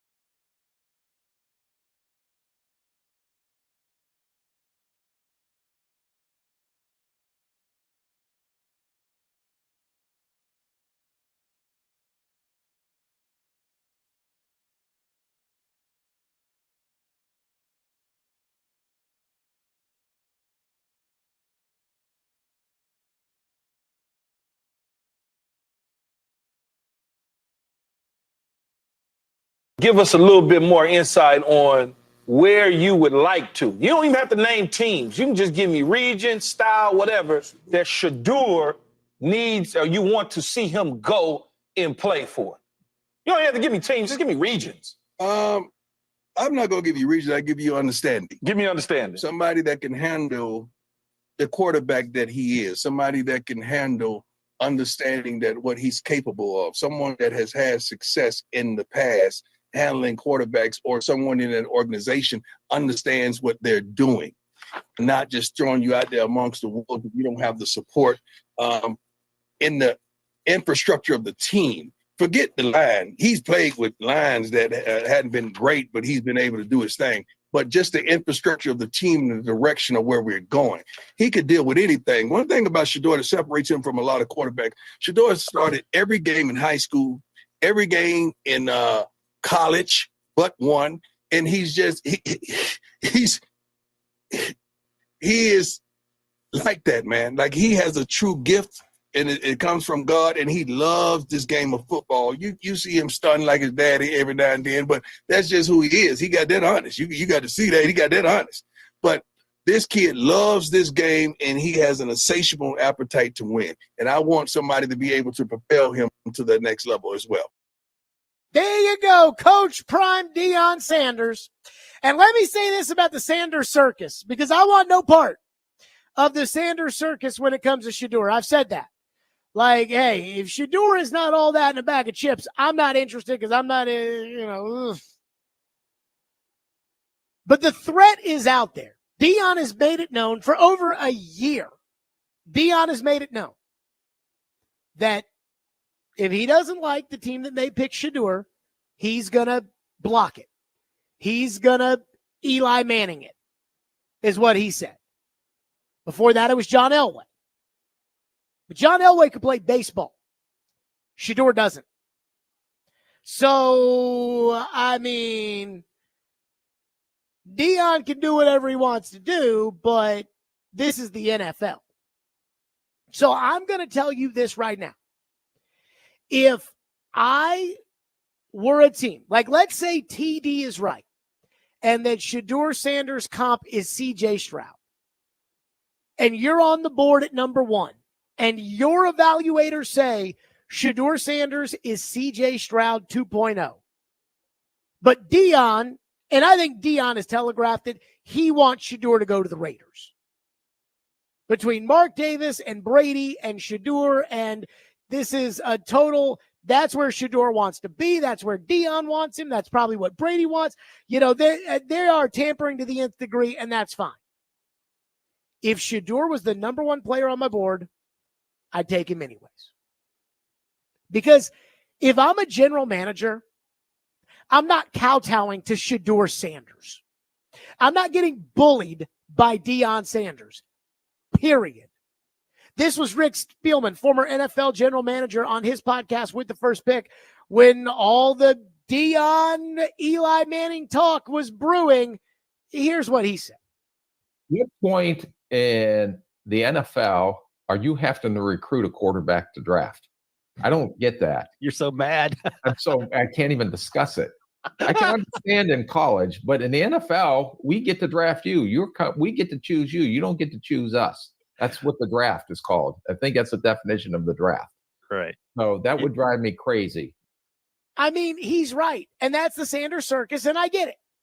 And I wouldn't want to deal with it if I was a GM either. I mean, I wouldn't want, hey, what do our evaluations say? Our evaluations say Shedeur's number one. Okay, we're going to take him number one. Deion's on line one. Deion says that he will raise a huge fuss if you take him at number one. Oh, now I got to deal with that. Oh, God. But the reality is this.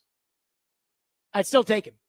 If he's, again, what TD thinks he is, I'd still take him no matter what Deion says. Because this league, you cannot allow, as a general manager or a president, as a football decision maker, you cannot be bullied by a college kid. You cannot be bullied by a college coach. You cannot let that happen. It's like Rick Spielman said, this is the NFL. We don't recruit you. We pick you. You don't pick us.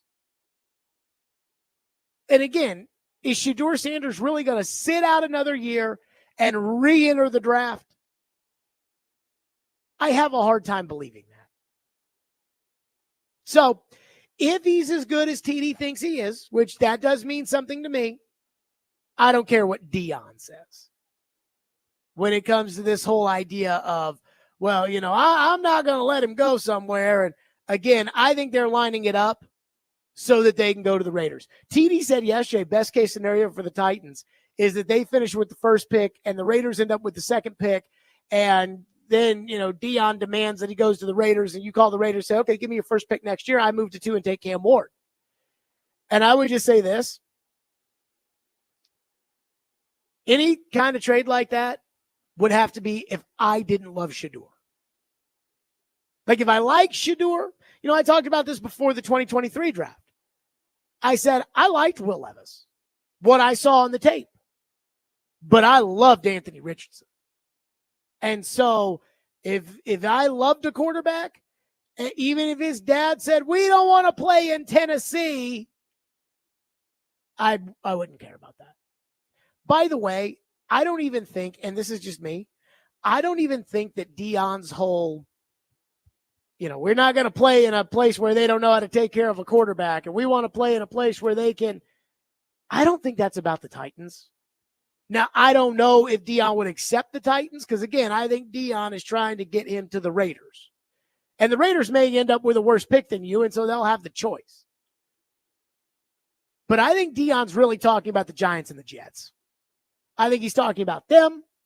I think he might be talking, the places where it's like, oh, I definitely don't want my son to go there.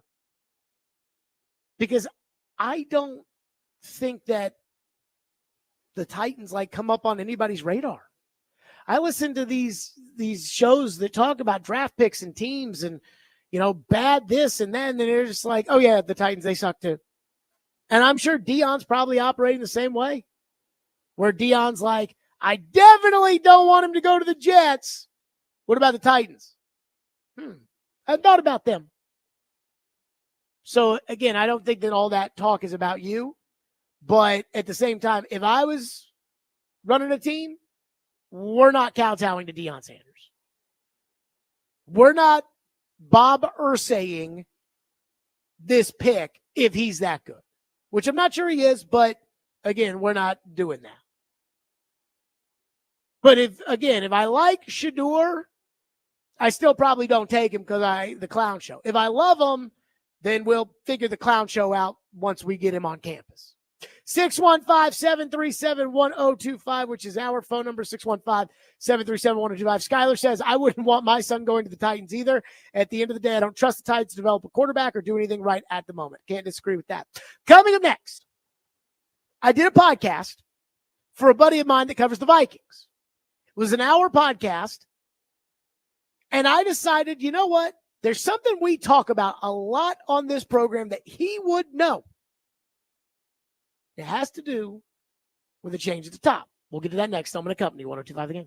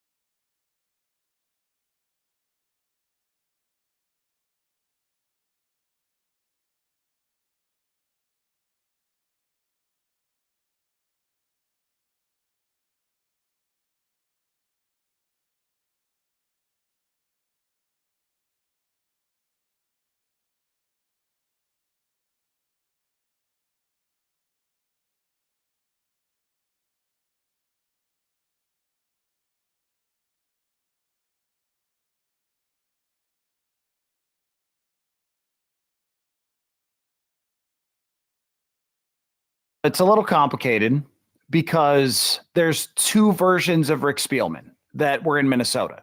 The version that built the team that went to the 2017 NFC Championship, and then the Kirk Cousins version of Rick Spielman. And the big difference is job security and pressure. Once they signed Cousins, and it was Super Bowl or bust every single year, they made moves that were unexplainable to try to save their bacon. But if you go back to the original build, the drafting of Teddy Bridgewater, not Rick's fault that his knee blew up, but he was on a really good track. They built well through the draft. The 2015 draft is legendary here.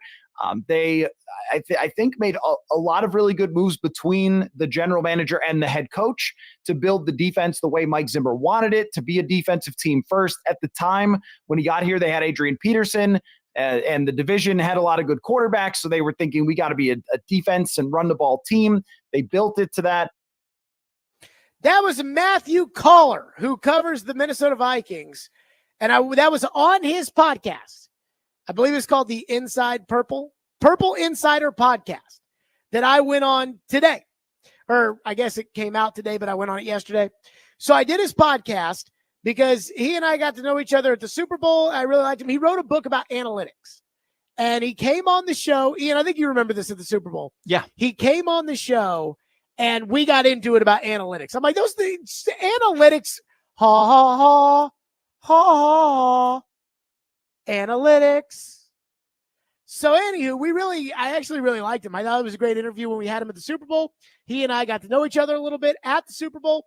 And so he texted me, and he was like, hey, will you come on my podcast? And I was like, sure. And so what I wasn't going to do was I was not going to do like a let's break down the Titans podcast. Let's preview the Titans. That to me is like a second-year radio guy that's like, let's call up a writer in Cincinnati ahead of the Bengals game to say, so what's going on with the Bengals? I think that's kind of boring. So I went on there and we talked ball. And obviously Minnesota with Sam Darnold there. It's obviously something I'm very interested in. With Rick Spielman being the former general manager there, thought it was, again, something that I was very interested in. And apparently, Ian, our podcast got some really good rave reviews. Good. So he sent it to me, and he was like, usually people hate the guests. It's kind of a, people don't know this, but like guests are kind of overrated unless you get like, the coach that day of something important. Then that's important. But guests in general are kind of overrated, and that's why our guests are all kind of recurring characters onto the show. Unless it is hey, we're sitting down with Pecorine as the Predators talk about these goalies, like that's a little different. But again, he texted me, he said, a lot of people hate these guests, but the YouTube commenters seem to really like my talk on the Titans, whatever it may be. But at the end of it, I was like, okay, I've done an hour talking about Sam Darnold and talking about the Titans and talking about why the Titans are such an unmitigated disaster and about how it all stems from the owner and how the GM, this whole system screwed up and whatever. So I said, okay, we've been talking about why the Titans are such a tire fire on this Viking podcast. And again, we do it on this show all the time. You know it. I know it. We all know it. Everybody with the Titans got arrogant. Robinson got arrogant. Vrabel got arrogant. Amy got arrogant. And they're all paying for it. So now you know that I think this team needs a reset. I think they need to clean house. They need to get rid of Brinker. They need to get rid of Carthon. And if that means that the next general manager doesn't want Callahan, so be it. Hate to say it, but that's just reality. So I've said, because a lot of people say, well, do you trust Amy to find the next guy? And the answer to that is no, I do not.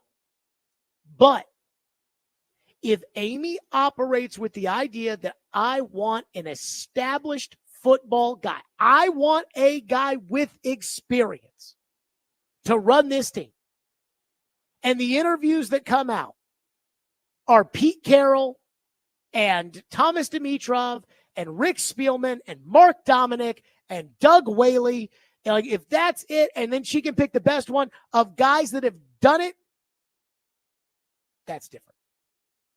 because now I feel like her chances of really screwing up are a lot less, because you know that Pete Carroll is not going to be in over his head running the Titans. You know that, and so do I. So I'm on this Minnesota podcast, and I'm like, well, if I'm going to do an hour, I'm going to get something out of this. So I asked Caller, I said, and we had talked for an hour about the Titans and why it was such a gong show. And I said, okay, how do you feel? And how would people in Minnesota feel if you got a news alert on Black Monday on your phone that said, Titans have fired Chad Brinker and Rand Carthon and are hiring former Vikings general manager Rick Spielman, and you're going to see his players on Sunday. Justin Jefferson is a Rick Spielman draft choice. How would you feel if you saw that come across your phone? And here's what he said as far as the Titans and what Rick Spielman, he knows Rick Spielman would bring to the Titans. Most of all, too, I would say about Rick Spielman is that the man knows how to run an organization, like from a scouting department to coaching staff to all those things. This is a lifelong football person who, whether you like some of the draft picks or don't like them, he got them Jefferson and Darisaw without picking in the top 10. Those are two of the top 10 players in the league, but also drafted a bunch of guys who didn't work out like everybody else. But as far as how the boss is going to operate with the people below him, the organization, the structure, all those things, they were for a long time, until his relationship with Zimmer fell apart, a very competent franchise in that way. So if you hire Rick Spielman, and like over here, there's not too many people who had been more critical than Spielman during the Kirk era than me, but I would still say that as far as like getting the organization back to knowing what the F it's doing, he's a guy who could do that. And probably Thomas Dimitroff is the same way.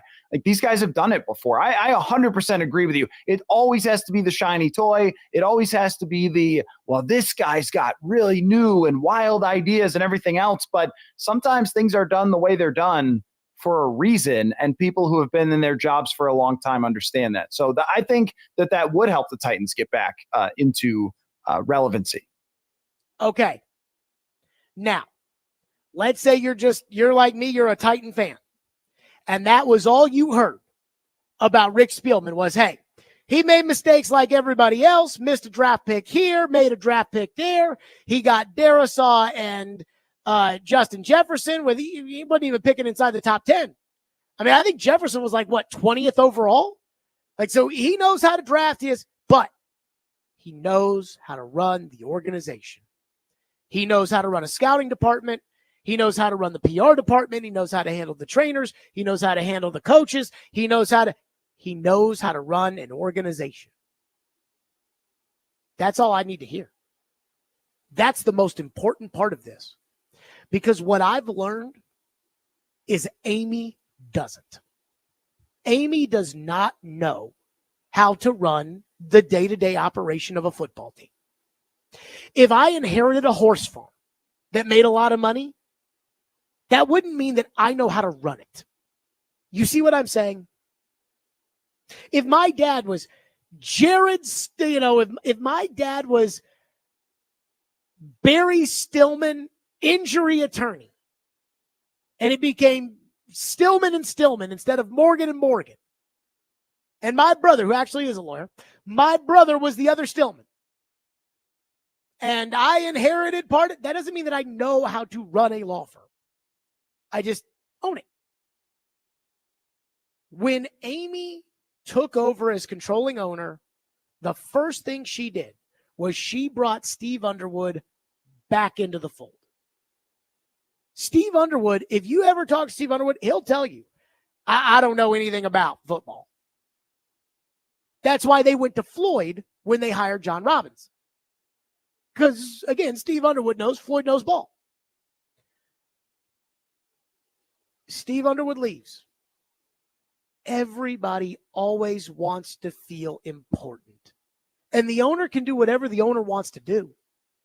But everybody always wants to feel the power, the say-so, the know-how to, the I can do it. And I think that's happened here with Amy. I think Amy has looked at Sheila Fordham, who's with the Lions. And I've heard, I think it was Kaharski said that they're very close and that the Lions are what the Titans want to be. And that Amy said, I'm going to do this the Sheila Ford Hamp way. Well, that's great, but you didn't hire Brad Holmes. You hired Rand Carthon. You didn't hire Dan Campbell. No, I'm not a huge Dan Campbell guy. And I think Dan Campbell probably, is similar to Brian Callahan. Callahan, more of a play caller kind of thing. Campbell, more of a rah-rah guy. But again, I'm not a huge Dan Campbell guy. But, again, you didn't hire that. So again, I think Amy looked at this operation. I can do it. But the truth is, she can't. She don't know ball. And that's okay. Like, I don't know ball either. That's why I'm not saying, like, okay, here's what you need to get this scout and you need to have this guy in Phoenix to watch this guy. I don't know. That's why if I owned the Titans, the first thing I'd do is I'd hire a Rick Spielman, a Thomas Dimitrov, a Mark Dominic, a guy that knows how to do this job and has already done it. And again, what's the most important thing that Caller said? He goes, look, I was one of the most critical of Rick Spielman guys you'll find during the Kirk Cousins era. But this is the kind of guy you hire to get Tennessee back on track. That's what I would do. That's what this organization has to do, because the people that are in that building, they don't know. They don't know what they're looking for. Again, this would be like making me GM and saying, okay, Jared, go find us a defensive end. I don't like, I mean, what do I'll never forget at the combine. Floyd started talking about the size of defensive tackles' butts. And like, oh no, you can tell this guy with his butt, you can tell he's more of this, I don't know that stuff. These guys do. And that's the whole point is, again, I wouldn't know how to pick the right tackle or the left guard or the inside backer or the other than just, I think he's pretty good. I have a rudimentary knowledge of these things, but I understand that. So if I own the team, I'd go hire somebody that does know that stuff. That's these guys. These guys know how to run an organization. They've done it before. And again, everybody's going to miss on a draft pick. Everybody's going to sign a guy. Everybody's going to take a risk, and sometimes it's not going to work. But right now what the Titans have done is they've taken a bunch of guys who don't have experience. They've been wowed by, here are my ideas. And this whole idea of, I can fix the Titans. And it's like, no. Amy can't. So, I'm sorry. To me, this is exactly what I'm wanting. Is a guy that can come in and, again, run the organization the football way. And that's the most important thing. 615-737-1025, which is our phone number, 615-737-1025. One texter says, you don't like Dan Campbell or you just don't like his style. Let me tell you what I don't like about Dan Campbell. I think Dan Campbell cost the Lions the Super Bowl last year. We're going to go for it every time. And I thought it was reckless. And I'm like, those players work too hard. And that team, you never know if you're getting back. And he blew it. And I think it was an ego thing of we're going to go for it every time because I'm Mr. Me. And I just don't like it. 615-737-1025, which is our phone number. Stillman & Company, 6-pack picks. We'll do them next because Pred's game day is on today. Stillman & Company, 1025 the game.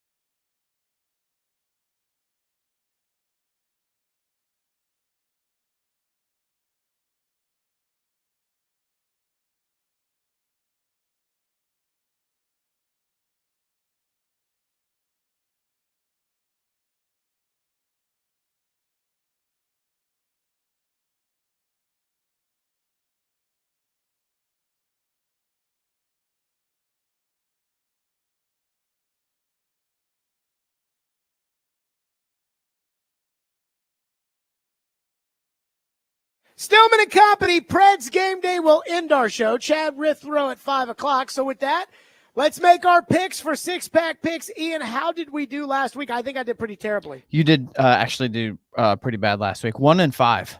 Yeah. College Yeah. really got me. Yeah, you missed Georgia, you missed Vandy, you missed LSU.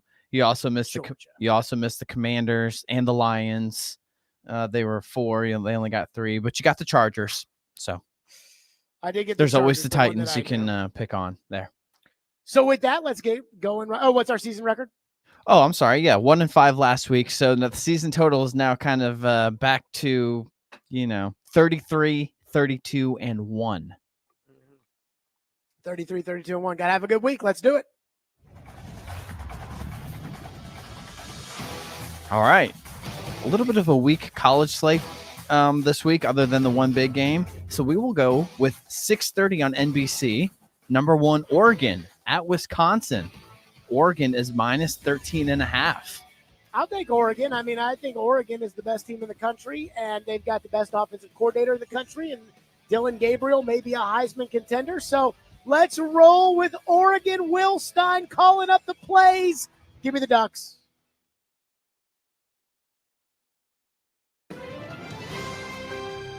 Oh, that lovely new music.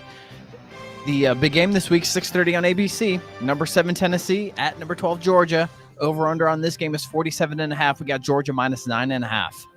So I'm going to take Georgia. I think this is the worst-case scenario for Tennessee. Georgia got embarrassed on Saturday in Oxford, and they know, hey, we got to show up. We lost to Alabama, lost to Ole Miss. The playoff could be slipping away, and Josh Heupel, for whatever reason, is awful in the SEC at night. So, again, you know what I say? I always want them fat and happy. This is the opposite of where Georgia is. They are fired up. Everybody's told them how bad they suck this week. Give me Georgia and Georgia big on Saturday night.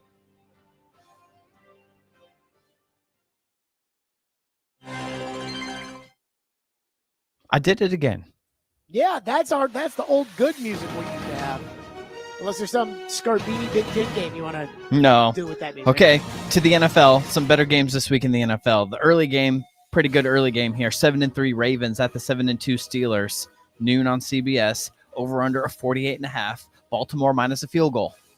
I'll take Baltimore. I still with the Steelers. I feel like the Steelers are good at beating bad teams. I know they beat the Commanders last week, but this is Lamar Jackson. So I think, at some point Russ is going to have to actually, step up. And I just think there's too much firepower with the Ravens. Okay. The other good game on CBS, the afternoon game, the 9-0 Chiefs at the 8-2 Bills. 325 on. Showdown. Yep, 325 on CBS. Over under 46.5. Buffalo's minus 2. I'll take Kansas City. I know Kansas City has been living and dying, and they find all these weird ways to win. And I also think for Kansas City, they get up for this game. Now Buffalo's had their number in the regular season, and Kansas City beats them in the playoffs. So I may end up regretting this, but give me the Chiefs.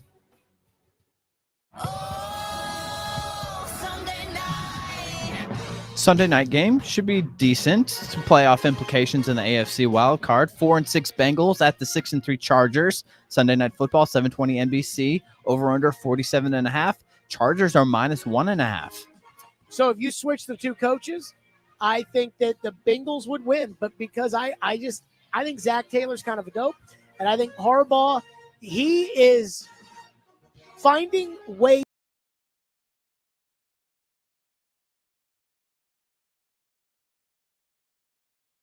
Balls do. I'll take the Chargers.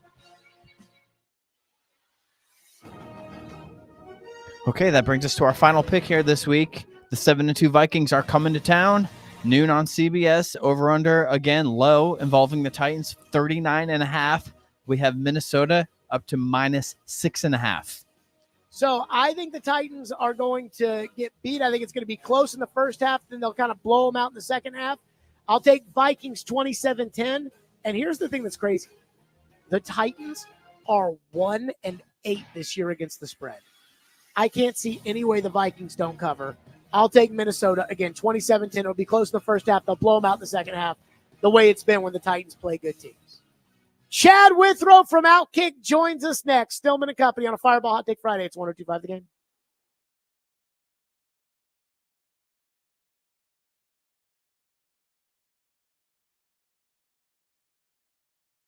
Got to tell you about Fireball Cinnamon Whiskey. If you're somebody who's going to have a big weekend, a big Thanksgiving's upcoming, if you're like Nick and Jason in the YouTube chat, if you guys are wanting a shout out with Fireball Whiskey. Goes down so smooth and it tastes so great. There's no better way to start your weekend and to ignite the night than to do so with ice cold Fireball Whiskey. I love Fireball. It tastes so great. And again, if you're having a big Thanksgiving, make sure you're the one who brings the Fireball. Ignite the night. Please do it responsibly and be 21 years or older to enjoy. That's Fireball Cinnamon Whiskey.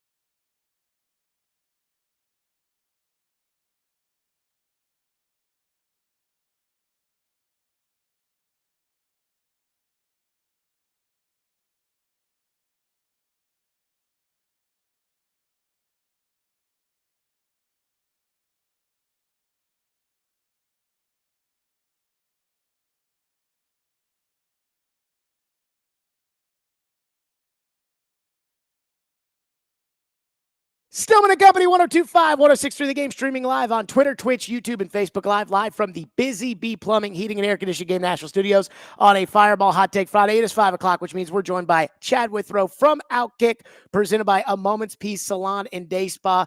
Chad, let's start with this. There are 8 more games left in the Titans season. They play Minnesota this week. They are a 6-point underdog, which I am shocked by, and I have said lay the hell out of the Vikings at 6 points. What is there left to watch this season? Is there any hope that can be garnered from the next 8 games that maybe give people an idea that Brian Callahan and Rand Carthon should keep their jobs and come back next year and build on what they're doing now? Or is this just a means to an end to get rid of this godforsaken season? I think that what people need to watch moving forward is, can Brian Callahan coach? Can he be a head coach in this league? Now, he doesn't have to win a bunch of games to prove that he can be a head coach in this league. There are different steps you can take in that process to show that he's making the progress necessary to be confident about bringing him back even for a second year. So I'm going to be watching Brian Callahan and how he handles things week to week. Does it look like they're improving at all? Is he getting innovative offensively? Does the offense evolve as the year goes on? Is he able to help out Will Levis more and more? I'm going to be watching that while hoping the Titans lose to ensure they get the highest possible draft pick, whether that be drafting a great player or trading down and getting a bunch of draft picks.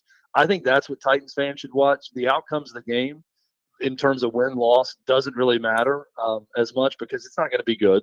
This record's not going to be pretty at the end of the year. But I do think that's what you need to watch from a fan perspective.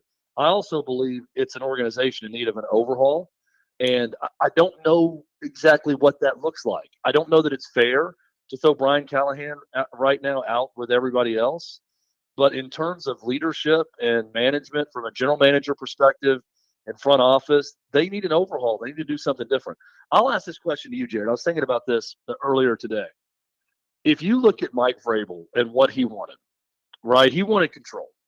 He wanted Rand Carthon or whoever else to work under him or someone that he knew and trusted to work with him from the football side of things, on the personnel side of things. Looking back, and it's easy to do that, but just 30,000-foot view looking at it right now, do you trust Amy Adams Strunk, Rand Carthon, or Mike Vrabel to make football decisions for this football organization? So I'm glad you say that. If you were going to hand over the keys to someone to make the ultimate decision, which one would it be? I would argue it's definitely Mike Vrabel. So I would have to do that. I'm actually glad that you say that because I have, like, TD and I don't know if we were talking about this on the air or off the air, but after Vrabel got fired, Diana Rossini and Joe had a report in The Athletic about how Vrabel got fired and that when they hired Rand, Vrabel went to Amy and asked to be the GM, and Amy got mad about that and said no, and then wanted to hire Rand, and Vrabel wanted to make him the assistant general manager, and Amy got mad about that. And I told TD off the air, I said to TD, I go, I mean, once he does that, either you have to fire him or you can't hire Rand Carthon. Once Vrabel tells you, like, I think he should be assistant GM, you have to then decide, okay, what's more important, Carthon or Vrabel? And because clearly Vrabel's telling you they're not going to work together. And if you were so committed to Vrabel was a great coach, which she was at that point in time, then I think you have to hire Ryan Cowden. You have to hire a yes man to work with Vrabel. At that, if you're keeping the coach and you think that we have a great coach and we're building around our coach, you then have to hire a yes man to work for the coach. It's the only option. And of course, she didn't take it. Yeah, and the bad thing about pissing contests is that everybody gets pissed on their feet, and that's what happened here. I mean, this was Amy Adams Strunk in a power play, and she's the owner, so she can do whatever she wants. But demanding that Rand Carthon be in charge to Mike Vrabel, well, why?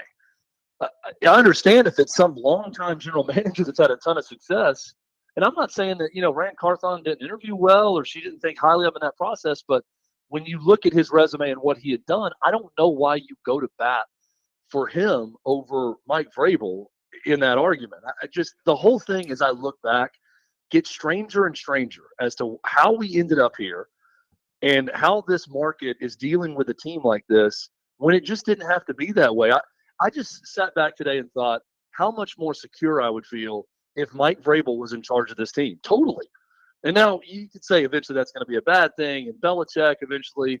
It got bad there. Okay, I get all that, but I'm asking this to every Titans fan that can hear my voice right now. What would you feel better about?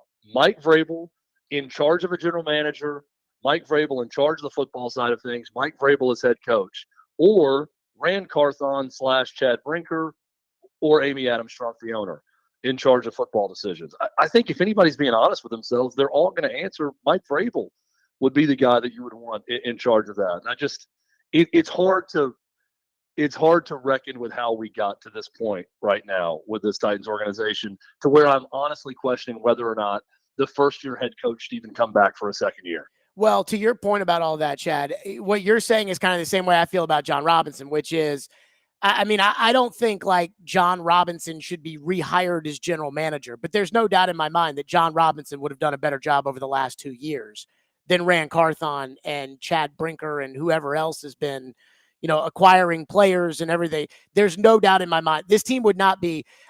They're bad. Like we all know that they're bad, and they're 2-7. And Chad, they're 1-8 against the spread. Like and I'm not like a huge believer in, I don't care but the point I was making with TD yesterday is like, who cares about the Vegas odds? But what it's saying is that 8 times this year in 9 tries, they have underperformed expectations. Like, so when they're favored, they're 1-2 this year. Like, they're awful. I think 6 points for this game Sunday is stealing money to lay on Minnesota, who's going to win by 2 touchdowns. It's like, I guess the point I'm making is I agree with you that I think Vrabel, absolutely, if she had decided right then and there, Vrabel's in charge and Rand answers to Vrabel, and if Rand doesn't like it, Rand can go. Or, Ryan Cowden is the general manager, but Mike Vrabel is the executive vice president and is the one who's in charge. If she decided that, they absolutely would be better. I'm not sure they'd be good, but I do agree with you. They absolutely would be better. Yeah, or maybe never hire Rand in the first place. Right. Let Mike Vrabel make the call on who he wants to work with as general manager. I just think at some point ceding control over to someone that you trust more than yourself to make decisions on football would be a wise move for Amy Adams Strunk and for this organization. Now, that person she should do it to is not Chad Brinker or Rand Carthon.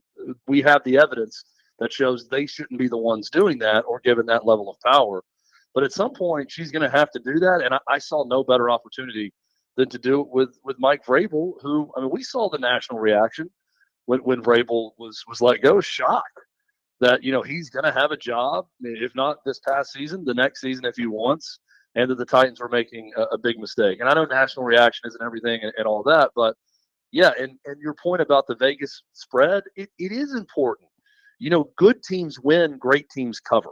Mm-hmm. And they're not living up to expectation, even when the expectations are extremely low.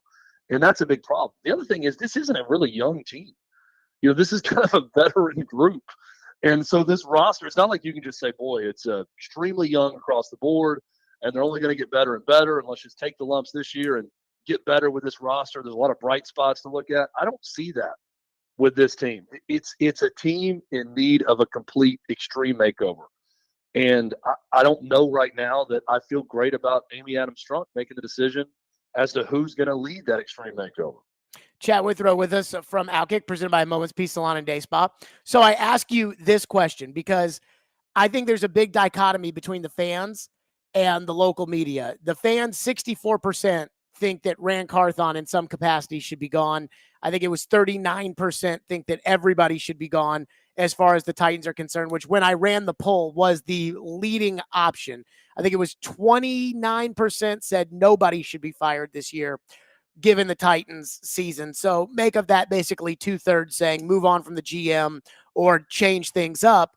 And yet I feel like 95% of the local media, outside of Robbie Stanley, Chase McCabe, and me, 95% of the local media, Joe, Paul, TD was on yesterday, said, don't blow it up. D Mace, in the midday, he and Willie are staunch defenders. Don't blow it up. I am told that this organization needs stability. And because of that, it would be crazy, just crazy to fire Rand Carthon and or Brian Callahan this year. Do you believe that? No, I don't believe it. they do need stability, but they don't need this stability. So they need to, as I said before, this is Extreme Makeover Titans edition. They need new leadership on the football side of the front office, and they need to blow up that part of it. Is that fair to Brian Callahan? I don't think it is. And But I'm not the saying that NFL's Brian not Callahan fair. should be fired. But if you're going to hire someone to run football, to be a general manager that's going to have their staff in and run that, maybe there's a president of football operator, whatever, however you want to structure it, it needs to have different leadership. I also think it's unfair then to say, okay, you're working with Brian Callahan. And it's unfair to Brian Callahan, who signed on for one group, to say, all right, now you're stuck with these guys and whatever they want to do, ultimately with your team. So I feel like Brian Callahan's kind of collateral damage. And what I'm talking about here, just a complete restart with a new president of football, general manager, and they get to hire the coach they want. Because I don't think that he's, through this short amount of time of a sample, that he should be fired. I don't think that. But if that's what the cost is to get a completely new way of thinking and new direction for this team, then I'm fine with it. I'm torn on the Callahan front, not because I mean, I know what I would do, and it wouldn't involve firing Brian Callahan, but it would probably involve firing Brian Callahan, because I would hire a new general manager and I would tell the new general manager, you can do whatever you want with the coach. Like, I'm not going to tell you, hey, you have to keep the coach, or, hey, could you work it out? Because every prospective general manager will say, yes, the way John Robinson did with Mike Mularkey. I don't believe in that. But the point I guess I'm making here is when Brian Callahan took the job, Brian Callahan knew that Rand Carthon had won a power struggle with Mike Vrabel. And Rand can say whatever he wants about how, his son has a picture of Vrabel on his phone and it was a power struggle and Rand won. And when you get the job because of a power struggle, you have to win, or else everybody's going to get mad at the person who won the power struggle. In fact, I think that's kind of what happened with Vrabel. John Robinson got fired. Everybody was toasting Vrabel, and then Vrabel didn't win. And it was like, well, hey, what about you supposed to go win? So while I do, I'm rooting for Brian Callahan. I like Brian Callahan. I think he's a very good guy. I want this to work out for him. I want good things to happen in his life. Two things are true. One, he took the job, and he should have known what he was getting into.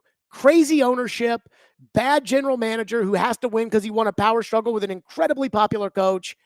And two, I'm not sure I've seen enough on the football field, if we're being honest, to make me think that Brian Callahan is a very good coach. Yeah, he's not done a lot to show us that he's a great NFL coach or even a good NFL coach. I agree with you. I also don't think that he's done enough to deserve a firing. So I'm uncomfortable saying that he should lose his job. I don't think he should. But to the point I was making earlier, if you're going to overhaul things, you have to give that new leadership the ability to evaluate, hire or keep on or fire, and bring on their own coach. Right. Like if you were the owner, you would not, and let's say you hired, and I don't know who you'd hire as GM, though I do have a feeling it'd either be Peyton Manning or Josh Heupel, or Peyton Manning as GM and Josh Heupel as head coach. But I kid. But like if you hired a general manager and you really liked him, I mean, I just, would you tell him like, hey, I want you to keep Brian Callahan as the coach, or would you tell him that, hey, it's your operation? By the way, I feel a lot better about Peyton Manning as president and Josh Heupel as head coach right now for the Titans than the current setup with Randy Carthon and Brian Callahan. But that's neither here nor there. Look, I think you've got to bring in – this organization is a joke right now. And I do think that Brian Callahan, if he's fired after 1 year, it's really not Brian Callahan's fault. He was a young guy who wanted to be a head coach who signed on to a clown show operation. That's how you chalk it up in your career. It was a mistake to go there. Yes, my record was bad. Yes, my performance wasn't great at the end of the 1 year, but my hands were tied because of bad general manager, bad ownership, however you want to chalk it up. And then Brian Callahan can go and become an offensive coordinator somewhere else and, get back to the point where maybe he gets another shot at being a head coach. But that wouldn't be the Titans' problem at that point. Their problem is they need an adult in the room, and they need someone that people respect. They had that with Floyd Reese, right? They had that with Jeff Fisher as head coach also, who's well respected around the NFL, even if the overall record wasn't great. They need some stability, absolutely. But forcing stability with a group that you don't truly believe in, and I don't think any Titans fan can truly say they believe in this group based on what they've seen, that's not the way to go either. So I just think it's an organization in need of a huge reset right now. And while I don't think Brian Callahan has earned a firing or deserves to be fired right now by any means, I think that if you do that, he might be the collateral damage in all of this because the new GM is going to want to hire their coach. Chad Withrow with us, presented by Moments Peace Salon and Day Spa. We have the hot seat coming up next. It's Stillman and Company, 102.5 The Game.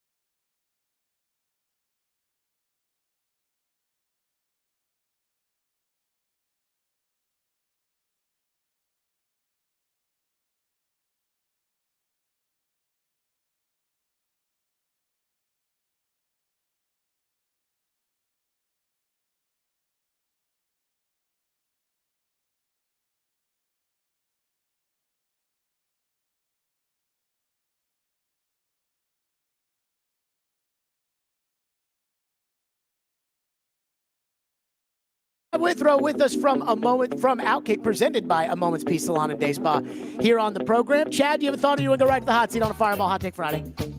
It's Friday. It's hot seat time. Let's get to it. Okay, number one. Will Deion Sanders let Shedeur Sanders be a Tennessee Titan? No, because this organization is not worthy of Deion Sanders or Shedeur Sanders in his eyes. Jared, I'll take it a step further. I'm going to go ahead and call it.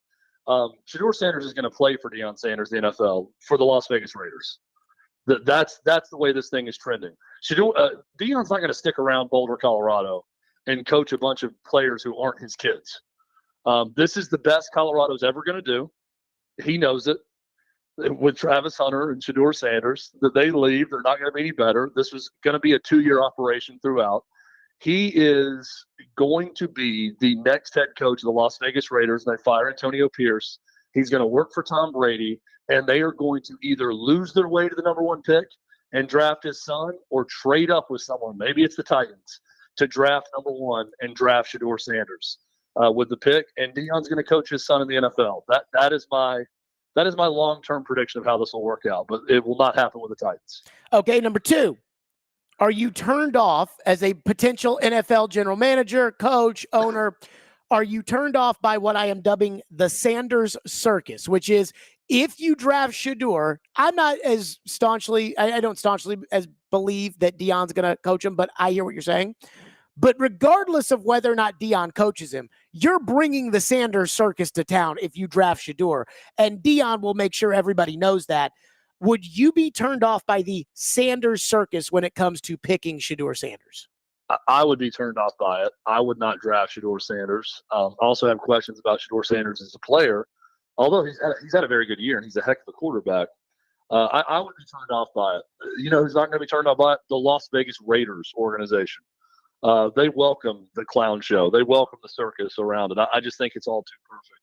And that's where he's going to be. I don't know if you've noticed this, but every time the Raiders lose a game, have you seen where Shedeur Sanders says, "Thank God," the moment the game goes final? Really? With every Raiders loss. If you go back, I think it's on his Instagram page, he's posting "Praise God" or "Praise Be" every time that the Raiders lose a game, because that means they're going to draft higher. I'm telling you, there is something going on with that. I think Shedeur Sanders will be a Raider, but if I'm the general manager of a team, no, I would not want to invite that circus in. TD said yesterday that he thought the perfect scenario for the Titans would be to have the number 1 pick and the Raiders have the number 2 pick and have Deion and the Raiders and everything else, and then basically threaten like, okay, well, we're going to take Shedeur. So, give us number 1 next year or something like that in order to move to number 2 and allow the Raiders to take Shedeur. And I said, when you say that's the perfect scenario, I'm like, are you saying the perfect scenario for the Titans or the perfect scenario for the Stillman and Company show? Because if the Titans get the number 1 pick, the Raiders get the number 2 pick, I think we can all agree. This is all Deion is telegraphing it for everybody. He trusts Tom Brady and he wants Shedeur with the Raiders. And again, it wouldn't shock me if Mark Davis gets talked into hiring Deion as the coach. But I mean, it's telegraphed. He wants him going. Now, I think the more like the Alpola Archie Manning is more for the Jets or teams like that. But I think he wants Shedeur on the Raiders. And I do think it would be incredibly entertaining, from a talk show standpoint. I think it's going to happen. To TD's point, the best scenario for the Titans is the Raiders draft like 8th, right? That they win a few games down the stretch and they draft lower than that, and the Titans have the number 1 pick.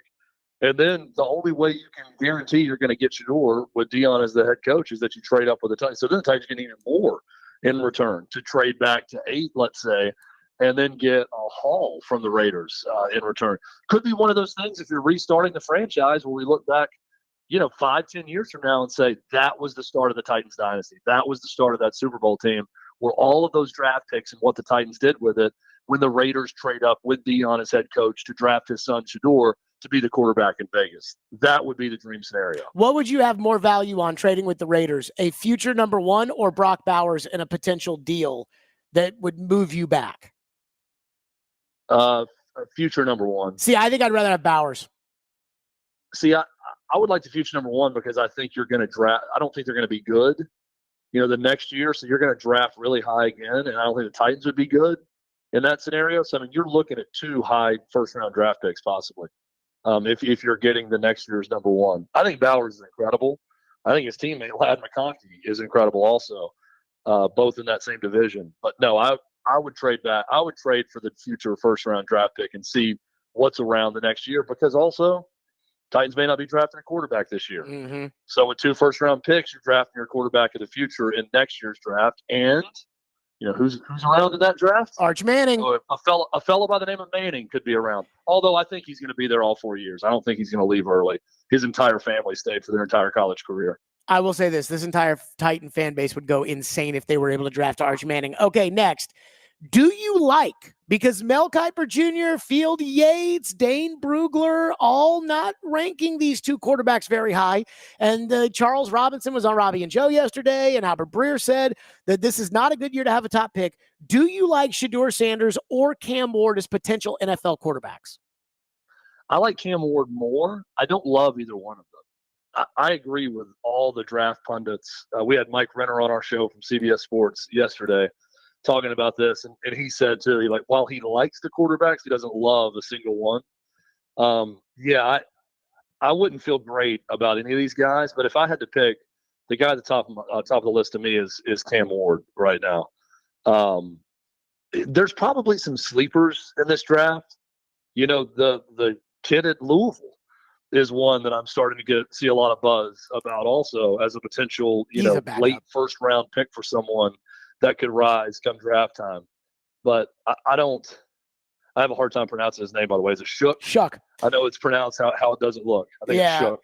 I mean, it looks like Shao. He's as old. Shook. He's as old as I am, and he was the backup. He was the backup to Justin Herbert at Oregon. That's how old he is. Yeah. I mean, I think he's probably, if he makes it to the NFL, I think he's a backup. But again, what do I know? And I haven't studied him like that. Okay. Well, the fact I'm even mentioning him, by the way, says how down this quarterback class is. Let me say that as well. Next one. Coming into the year, Carson Beck was considered a high potential first-round quarterback. Now, Trevor Maddich said on our show Tuesday, he thinks Carson Beck would go undrafted if he were to declare. The Vols played Georgia this weekend. Chad, what the hell has happened to Carson Beck? Because he sucks. He's bad, and there's a lot of stuff on his social media, too, that just makes you question how much the dude loves the game and what he's all about. There's the one thing about, run me over with a car, and so I don't have to play football anymore. Someone screenshot that he put on Snapchat. It's weird. I don't know how someone gets that much worse, because he was good a year ago, and now he's very bad. Now, the offensive line and protection isn't as good, and run game certainly isn't as good. I think they're 15th in the SEC running the football. Those are some contributing factors, but it doesn't change the fact that dude fumbles constantly. He's throwing picks constantly. I mean, your offensive line doesn't make you throw it to the other team with regularity the way he does. Jarrett seems to me to be a one-read guy, and if that read's not open, like it was a year ago when he had better receivers, then he's screwed in the pocket. He freaks out, and he doesn't make good decisions. So, I mean, his draft stock is plummeting. I don't know that he's going to go undrafted, like Trevor said, but, I mean, he's nowhere near the first round. And the start of the year, there were some projections that had him as the number 1 overall pick. So it's crazy to see how far he's fallen. Okay, next one. The Titans play Minnesota this week. Sam Darnold has been a revelation at quarterback for the Vikings. Do you believe that a team that needs a quarterback would be better suited or would actually be headed in the right direction to either trade for at the end of the year? Because I think Minnesota is going to tag Darnold and trade him. Trade for Sam Darnold or sign Sam Darnold in free agency compared to drafting a quarterback. I mean, I think Sam Darnold's going to be the best of the stopgap options. He's going to be the Matt Hasselbeck of this offseason when the Titans landed him. He's going to be a good option for a year to two for some team where they can stay competitive. And if you've got a playoff caliber roster, could keep you on the edge of the playoffs, as we're seeing with Minnesota right this year. He had a very bad game in their last one. Luckily, he was playing Mac Jones and the Jags to get the win. But, yeah, he's going to be a good stopgap option. I'm not resting my hopes in my franchise in Sam Darnold. I think he's someone you bring in and draft a quarterback, and then that quarterback can learn under him if you're quarterback needy. But yeah, he's certainly a better option than a lot of these terrible quarterback situations in the league, including ours here in Nashville with the Titans. So yeah, he's a better option for a lot of teams. Who has the better defense in the SEC, Georgia or Tennessee? I think it's Tennessee. I really do. That's crazy for me to say that. I think Ole Miss is the best in the country. I think it's probably Ole Miss, Tennessee, and Georgia in that order. Georgia's still very explosive, and Michael Williams has gotten healthy, and he's looking like, a top 5 pick in the NFL draft. So they're still very, very good on defense. I do think that you can get after their secondary a little bit, and that's not Tennessee's strength, passing the ball, especially if their backup quarterback is playing.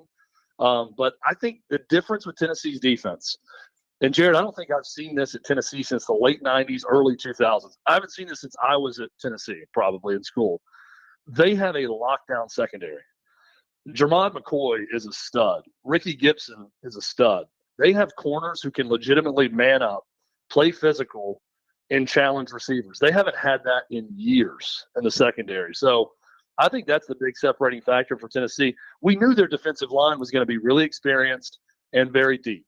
And that's what everyone talks about, the amount of guys they play on that defensive line, which has helped keep guys fresh. And they've been good on that defensive front. But it's the secondary that has grown so much to me that makes Tennessee's defense truly elite. They're one of the best defenses in the country. I mean, you could argue the best defense in the country, but I think right now that distinction belongs to Ole Miss because we saw what they were just able to do to Georgia. If Nico plays, can he produce enough with Tennessee's defense in order to win? I think if Nico plays and he's healthy and plays well, then Tennessee's got a great chance to go into Georgia and pull off the upset. A 10-point line is one of those that makes you think, oh, what does Vegas know? Did they know that Nico's not playing when you see that line tick up and up? Look, I think it's a tough spot for Tennessee. Georgia's certainly playing for their lives. You could argue that Tennessee, it's going to be very much in jeopardy if they lose this game. So they're kind of playing for their lives too. But Georgia definitely is. It's at home. They haven't had a huge home game this year. This is the one when you look at all their top 10 matchups on the road. So it's a tough spot for Tennessee. But I think if Nico's healthy, he showed in that second half of the Alabama win. He showed against Kentucky where the scoreboard didn't really show it because there were some fumbles and different mistakes around him. But he played his best football. And he started that Mississippi State game playing really good football before he went out with a concussion. So I think his play has improved to the point where I feel good about him going into even an environment like Georgia and playing well enough to win. But Jared, I don't know if he's going to play. Okay. I shouldn't say last one, but to that point, does Tennessee have to win in order to make the playoff? No, I don't think so at all. Look, they're going to be about a coin flip. I think it's like 56% chance to make the playoff with a loss. What's weird is if you look at all the different, the ESPN draft or the playoff calculator options, it's actually better for Tennessee to win at Georgia than lose to Vandy for their playoff hopes because of how much bigger of a win that would be at Georgia. I think the likely scenario right now is Tennessee's going to lose to Georgia. They'll blow out UTEP, and they'll beat Vandy at the end of the year. I don't think it's going to be a blowout, but I think that they'll have enough to beat Vandy. They'll be 10-2. And Tennessee fans need to pray that a few things happen. One, Indiana gets absolutely curb stomped by Ohio State. Because I do think if they lose big, there's going to be a question about 11-1 Indiana and do they belong over a 2-loss SEC team when Indiana's not going to have a single win over a top 8 team in their own conference on their resume. And they got blown out in their one huge game against Ohio State. They need to root for Minnesota over Penn State. They need to root for USC or Army to upset Notre Dame. These are the things that can happen, and at least one of them will happen. We've seen that this year. Crazy things are still yet to happen. Chalk is not going to happen the rest of the way. But if Tennessee loses this game, they've taken control out of their own hands. They then have to win the last 2 and probably hope something else happens around them. But honestly, I think that's going to happen. Okay, this is the last one for you. Diego Pavia is suing the NCAA over the extra year of eligibility. My question for you is, if you were the judge, and I have to imagine the founding fathers in 1776, or I guess what the Constitution was ratified in 17 81 or something like that, that if you were one of the founding fathers, I have a belief that the Constitution does not clarify if JUCO counts as NCAA college eligibility or not. So I'm going to guess that this is probably up to the judge. If you were the judge in the Diego Pavia case, would you, based upon what you believe, grant him an extra year on the JUCO factor, or would you find it disingenuous and end his college career? I mean, there's got to be rules. I understand this is kind of a wild, wild west time where you've got a guy at Miami who's in his 9th year of eligibility. Yeah. With COVID year and medical red shirts and everything else factored into it. I mean, I think junior college always has and should factor in to your eligibility. And if Diego Pavia wins, more power to him. He's reset eligibility rules forever for the NCAA. I just don't see him really having a case in this one. But wouldn't that be awesome for Vandy? I mean, this guy is seeing an opportunity that he's going to make more money. He's never going to play in the NFL, Diego Pavia. He's got a chance to make a lot of money to come back to Vanderbilt and be a star quarterback and help Vandy get to a bowl game again next year. And he's trying to seize that opportunity. So I wish him well. I think it's the right thing to do to challenge the system and try to make it happen. But I don't think it's going to happen for him. So Judge Withrow would say, like, I'm sorry, but you played college. Judge Withrow says, young man, you are an enterprising spirit, and I applaud you for challenging the system. But there are rules in place for a reason, and you haven't given us ample evidence or anything to support your claim that we should change the rules about JUCO eligibility so you can come back and play, as a 24-year-old or 25-year-old at Vanderbilt.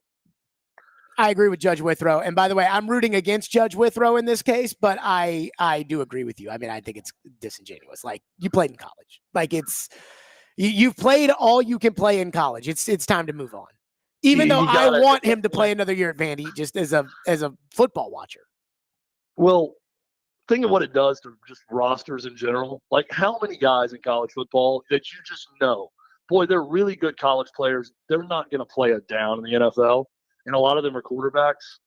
And if they could just stay in college for 3 extra years or 2 extra years and collect a big paycheck to be the leader of their college team, they would do it in a heartbeat. Well, if that's the case, set up a precedent where that happens more and more. That's where I think NIL actually works, is when you get a guy to come back in his 4th year or his 5th year legally with eligibility to turn down a 7th round draft pick spot or undrafted in the NFL to come back and make good money to play college football again. That helps college football. If Pavia wins, get guys on the back end like that. But this is taking it a step too far. If Pavia wins, what's stopping Aaron Rodgers from retiring from the NFL and saying, okay, I played in junior college, so now I am a free agent in college and I'm going to Alabama?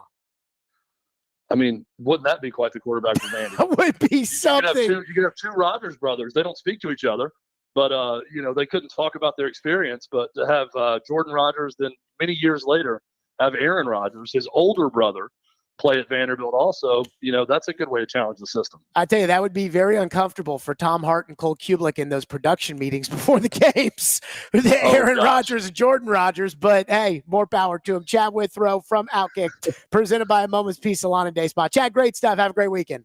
That SEC Network night game just got a little bit more spicy if that happens. Vanderbilt, Mississippi State. Vandy, Kentucky next year, SEC Network night game. Jordan Rodgers calling Aaron Rodgers. That would be something to behold. Jared, appreciate it. Have a great weekend. Yep, Chad Withrow from Outkick. As always, 102.5 The Game.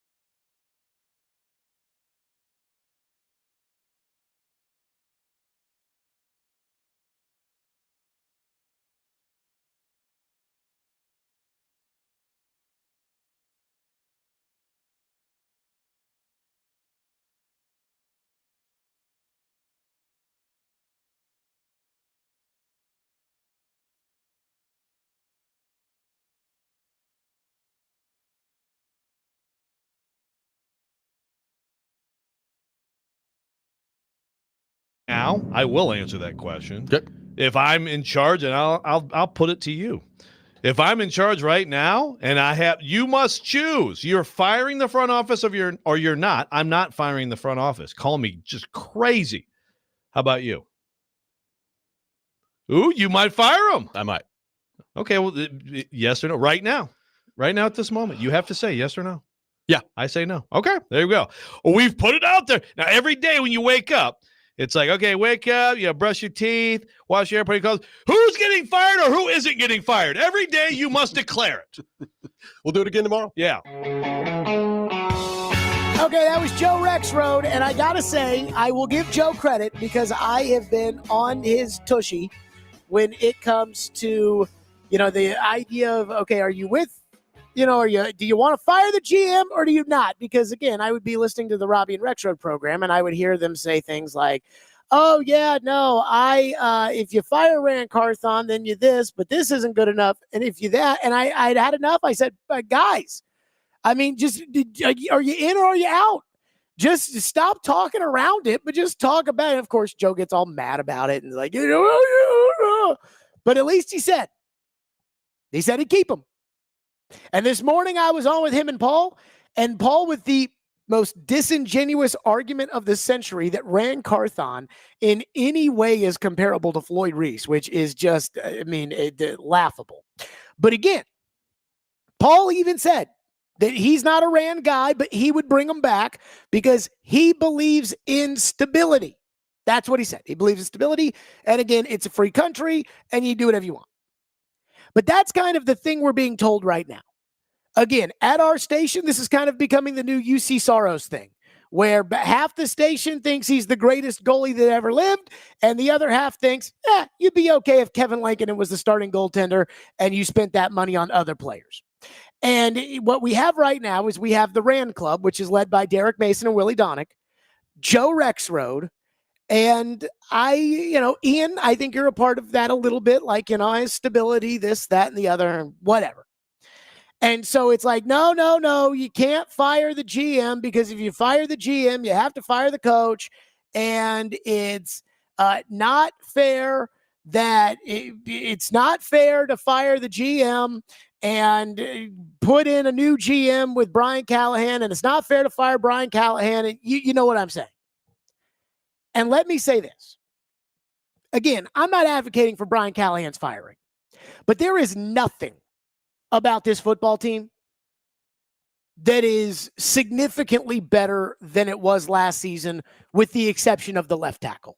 That is the one thing that, okay, you went from Andre Dillard to J.C. Latham, and that is significantly better. So you got to give them credit for where credit is due. But the sacks allowed are basically the same. They're on pace to give up 52. They gave up 49 last year. But the sack total is down. The turnovers are up. The takeaways are down. It's just the red zone offense is 50%. Last year, it was 47%. So it was roughly the same. This year, the red zone defense gives up a touchdown or gives up a score 64% of the time, and they were 37% last year. So they are markedly worse across the board. Hard for me to say, well, you can't fire the coach based upon that. I use the against the spread when I'm talking about this. Chad and I were discussing this and brought this up with TD. Nobody cares about Vegas football because nobody cares about your parlay except for you. It's like fantasy football. But sometimes when you see somebody's fantasy points, and you say, well, actually, Malik Willis has more fantasy points this year in limited appearances than Will Levis does, it's kind of telling. The Titans are 1-8 against the spread this year. That means that the Titans have underwhelmed expectations. 8 of their 9 tries this year. That's bad. Last year, for instance, they were a bad football team, 6-11, which is bad. The record itself. But they were 7-9-1 against the spread, which said that half the time they overperformed the expectations and the other half they underperformed. This year, you're 1-8. Again, we'll pick it in 6-pack picks, but I have a hard time believing. I guess we've already picked it. We've already picked it, with 6-pack picks earlier, but I have a hard time in believing that when it comes to this Titan team, and we're sitting back and saying to ourselves, okay, well, this is what they gotta, this is that they're going to all of a sudden overperform expectations and play a close game on Sunday against the Vikings so they cover the 6. I have a hard time believing that as far as I'm concerned. So the one thing I will say is this. The idea that they need stability, I get it. I understand it. I'm not saying that, good organizations always lack stability. But I think what we've got to do is we've got to realize, okay, but is the stability that you want to keep for another year, is that a competent stability? Is that a stability worth keeping around? Because the San Francisco 49ers, everybody says it took the Niners time and it took the Lions time and it took the San Francisco 49ers the year before they hired Kyle Shanahan, hired Chip Kelly. And Chip Kelly was a one-and-done coach. And Jim Tom Sula the year before that was a one-and-done coach. So you keep telling me that I need stability.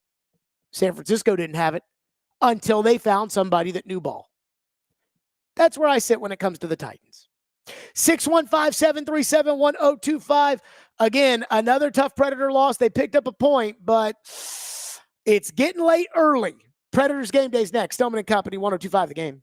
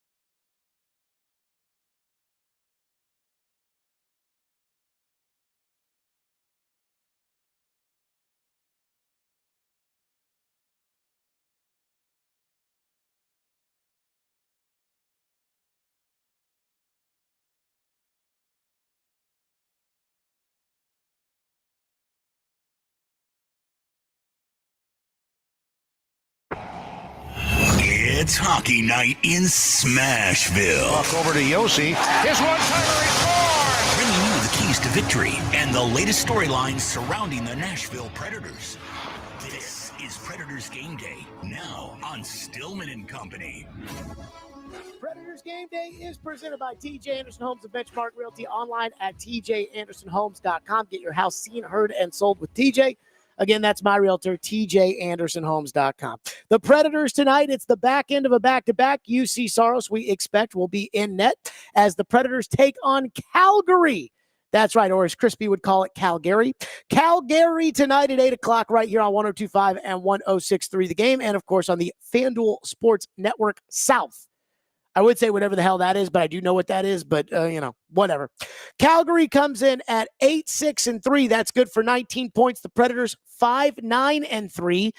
That's bad for 13 points. Again, I mean, they can keep losing games in overtime and, oh, shucks, we were close, and, oh, this could have happened or that would have. It's getting late early, and according to MoneyPuck.com, the Predators currently have an 8% chance of making the playoffs. 8, which means the rest of this CMA road trip, and I know it's unfair to say this is what you got to do, but the rest of this CMA road trip, they have got to sweep. They have to win tonight. They have to win Sunday at Vancouver, where they'll probably face Kevin Lankinen. They'll have to win Wednesday at Seattle, and they'll have to go 3-0 the rest of the trip. They'll have to collect the 6 points, and even then, they'd still be one under the points that Vingan says that they would need in order to turn this season around going into the road trip. They got to sweep. They got to sweep. And I know Brian Poyle said you can only worry about the first shift of the next game, and that is true. But I can worry about it all. They got to sweep, and it starts tonight. That's Predators in Calgary right here, 102.5 The Game at 8 o'clock. Stillman and Company. We will see everybody Monday at 2 in the award-winning pregame show, Sunday 9:30 at JBJ's 102.5, 106.3 The Game.